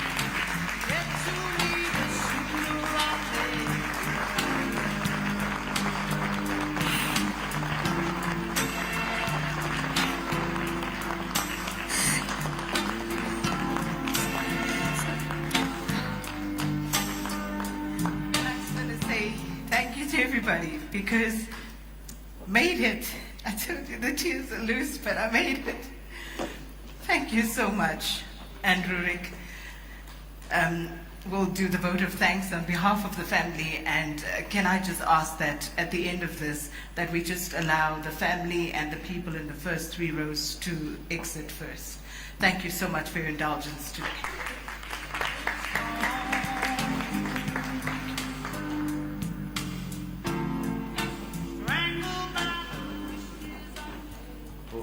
I see what they say about the lights. I should have brought my sunglasses. Noriso said Eusebius told him it's McKaiser. So I am Eusebius McKaiser for today, in honor of Eusebius McKaiser. First of all, on behalf of the McKaiser family, the Stevens family, and the complete Eusebius tribe, I've been asked to express a vote of thanks. Thank you to everyone being present here. And my tears are all of a sudden very loose. Can I blame Sakina? Thank you for gifting us with your time, for those that have made it here, and for those that are tuning in, for those that have traveled quite literally from around the world. Thank you for gifting us with your time. As the great Peter Drucker once said, time is our most perishable resource. Thank you for blessing us with your presence and being here. As a prologue, I want to start off with an apology. Eusebius was just absolutely meteoric in the giant that he was, and in us. Okay, thank you. It's not every day that I get an important person, a horse on TV, coming to make my gadgets cool. So just as a prologue, I want to start off with an apology. There will be names that the Stevens family and the McKaiser family and the Nyanda family will have forgotten. Please know that that is not from a place of malice, We ask that you forgive us in anticipation and just hold us in compassion, and know that those that we have forgotten to specifically mention, that those thank yous are there all the time. I want to say a big thank you to Arena Holdings and Times Live and the complete technical team for the magic that they've made. I'm just realizing why I'm struggling. Now that I'm on the wrong side of 50, I must have my right glasses to read. And my mom said to me when I used to laugh at her, "Jou tyd gaan kom." Arena Holdings and Times Live, thank you very much for all of your beautiful support. Thank you for your technical support. Thank you for hosting us. And thank you for your tech team and them making all of their magic. Makudu and Pule, thank you. If we've missed out anybody in that team, please, Pule and Makudu, if you can please express our gratitude. The AFBOG team, thank you ever so much for the way you've been holding the family. We really do appreciate that. Sakina, thank you. Thank you for your magic.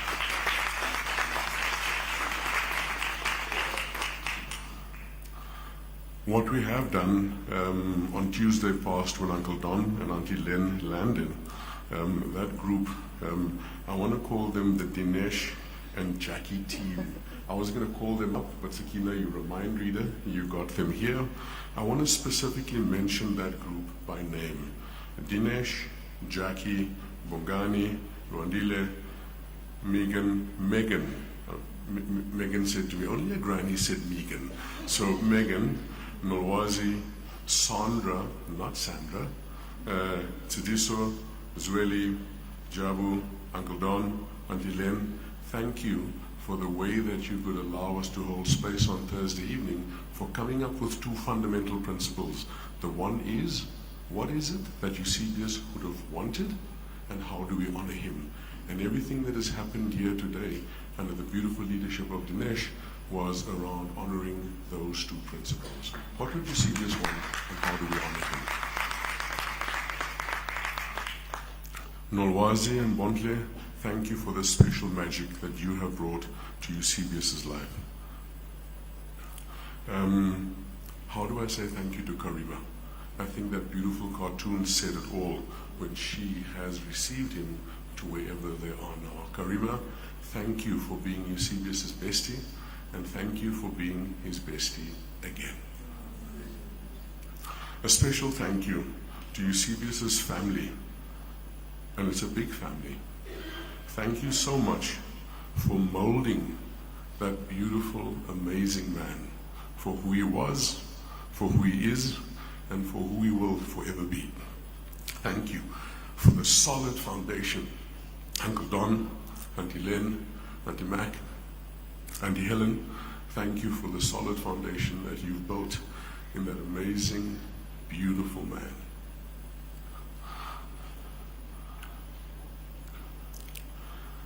For the passions in Eusebius's life, I will just briefly, chronologically touch on it.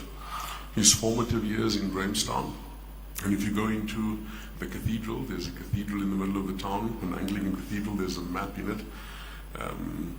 It's the same place where I was born, along Albany Road. It's referred to on that map to date as Hottentot's location. In the formative years that Eusebius has managed to spend in Grahamstown, his primary school days at St. Mary's, thank you to all of those special people that played an amazing role in his life in helping to manifest the magical Eusebius. Thank you to the people of Graham College. We appreciate what you have gifted him with. His Rhodes family, thank you for that. A little special note there, I only noticed Eusebius post-matric when he was at Rhodes, because we're 10 years apart, and if you can imagine, if I'm 20 years old, I'm not really going to waste my time with a 10-year-old, right? And Uncle Don came to me at one of the festivals and said to me, Rurik, jy moet 'n bietjie connect met Yubi. Julle twee gaan mekaar like, man. Hy's lekker skerp soos jy. So thank you for that, Uncle Don. We found each other, and our first intense conversation was, as Nick has spoken about how Eusebius's mind worked, we unpacked what it means, or what it is that Eusebius thought Immanuel Kant meant with the Grundnorm. An amazing conversation. His family at Oxford and the Rhodes Scholar Foundation, thank you for the magic that you have made. I think, Nick, I differ from you. I think that year when the two of you went, it was probably their best ever crop that they could harvest. The professional family and the media world, thank you for affording Eusebius the privilege of being and becoming who it is that he is and that he was. And I had that same privilege when I asked Eusebius, Nick, so what are you going to do now that you're back? So he said, do you know Tim Sebastian? I said, yeah, I do. He said, I'm going to be South Africa's Tim Sebastian. His hobby, his love of reading, his fitness. James, thank you for taking care of Eusebius in that magical way as his fitness guru. I think of how it is that Angela supports Lewis Hamilton and how you supported Eusebius. Thank you for that. Those that supported him on his amazing journey within the LGBTQ community, thank you for that. Thank you for allowing him to be himself without glorifying him as a poster child, but seeing his humanity. Thank you to the lady from MENA that spoke here. I know how Eusebius was very passionate about that.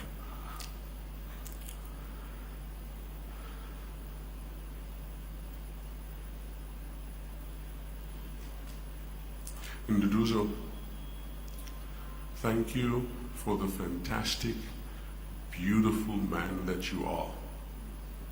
I cannot imagine how amazingly brilliant and bright and special you are and had to be to have such an amazing, special, beautiful, bright man. You are in every way a peer to a genius. Thank you for holding him, and thank you for holding his feet to the fire in such a tender, loving way. And thank you for the magic of Pillow Talk.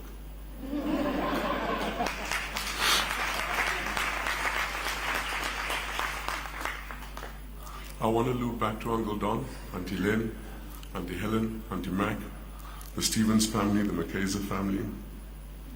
Thank you again for your magic. Thank you, thank you, thank you. The final thank you is to Eusebius.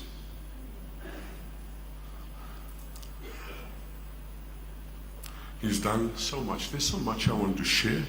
And for some reason, I see the clock has stopped. The clock hasn't even started ticking, but I'm sure I'm over my 5 minutes. So Eusebius, thank you for the amazingly special human being that you are. I found this poem, and Nduduzo, you're right. Eusebius is not a poem kind of guy. So now that I know he can't bash me down, I will share the poem.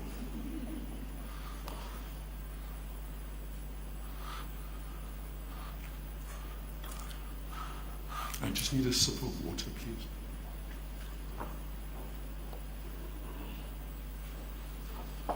It's a short one. It's a short poem. So this is not, I'm drinking a sip because it's a long poem.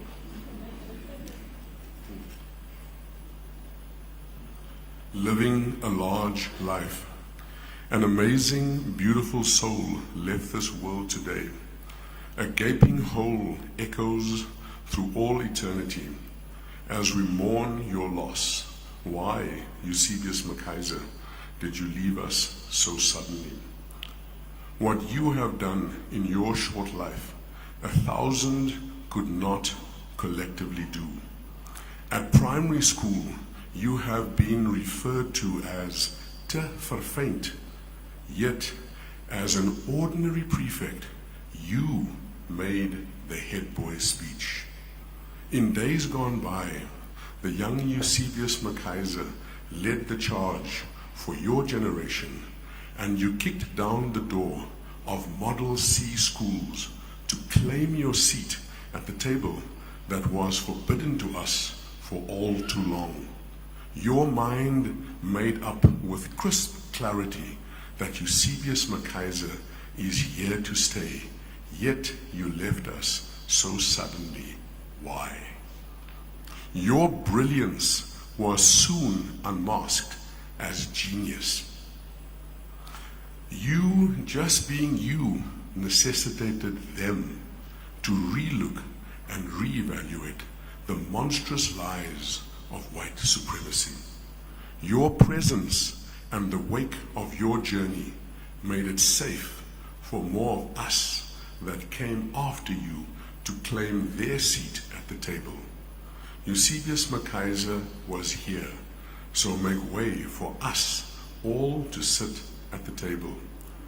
At Rhodes, for whom you did not fall, you danced eloquently and majestically with Ma'at, Temez, and Justicia, and you reminded them what it means to be ek is die goose, with distinctions.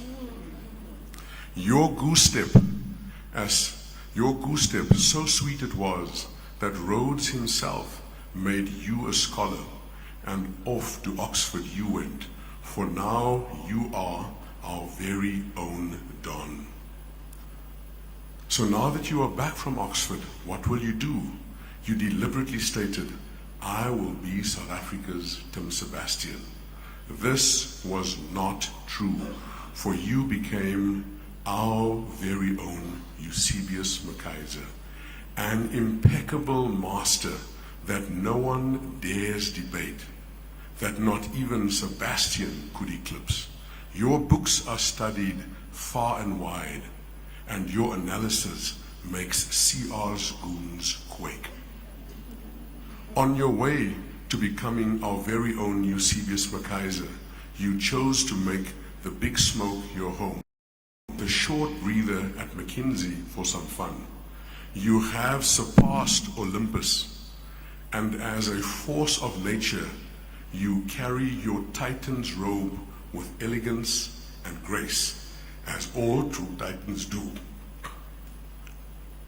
So now you are an ancestor. The three brothers united, embracing as one. You have hung up your golden gloves too soon. Please keep a watchful eye over us all, for Azania must not fall. May your golden gnome, may your garden gnome bless you forever. Oh dearest God, we miss you, our Titan. Amen, amen, amen. Thank you. Okay, let's dance into the weekend and out of the show. Thank you to every producer, every listener. Thank you, thank you, thank you, politicians that have allowed me to hold you accountable, other powerful people. What is there left to say other than thank you for many years of fantastic radio on the 702 platform. I'm going nowhere. I'm shifting platforms. I'll tell you on social media over the next couple of weeks. But in the meantime, let's jam to Jerusalem.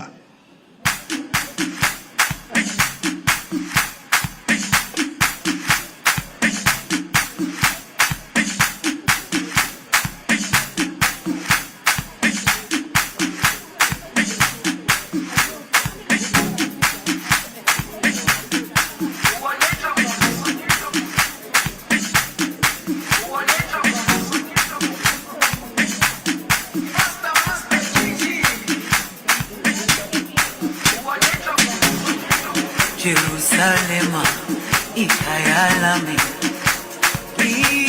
ilondoloze, uhambe nami, zungangishilana, Jerusalema.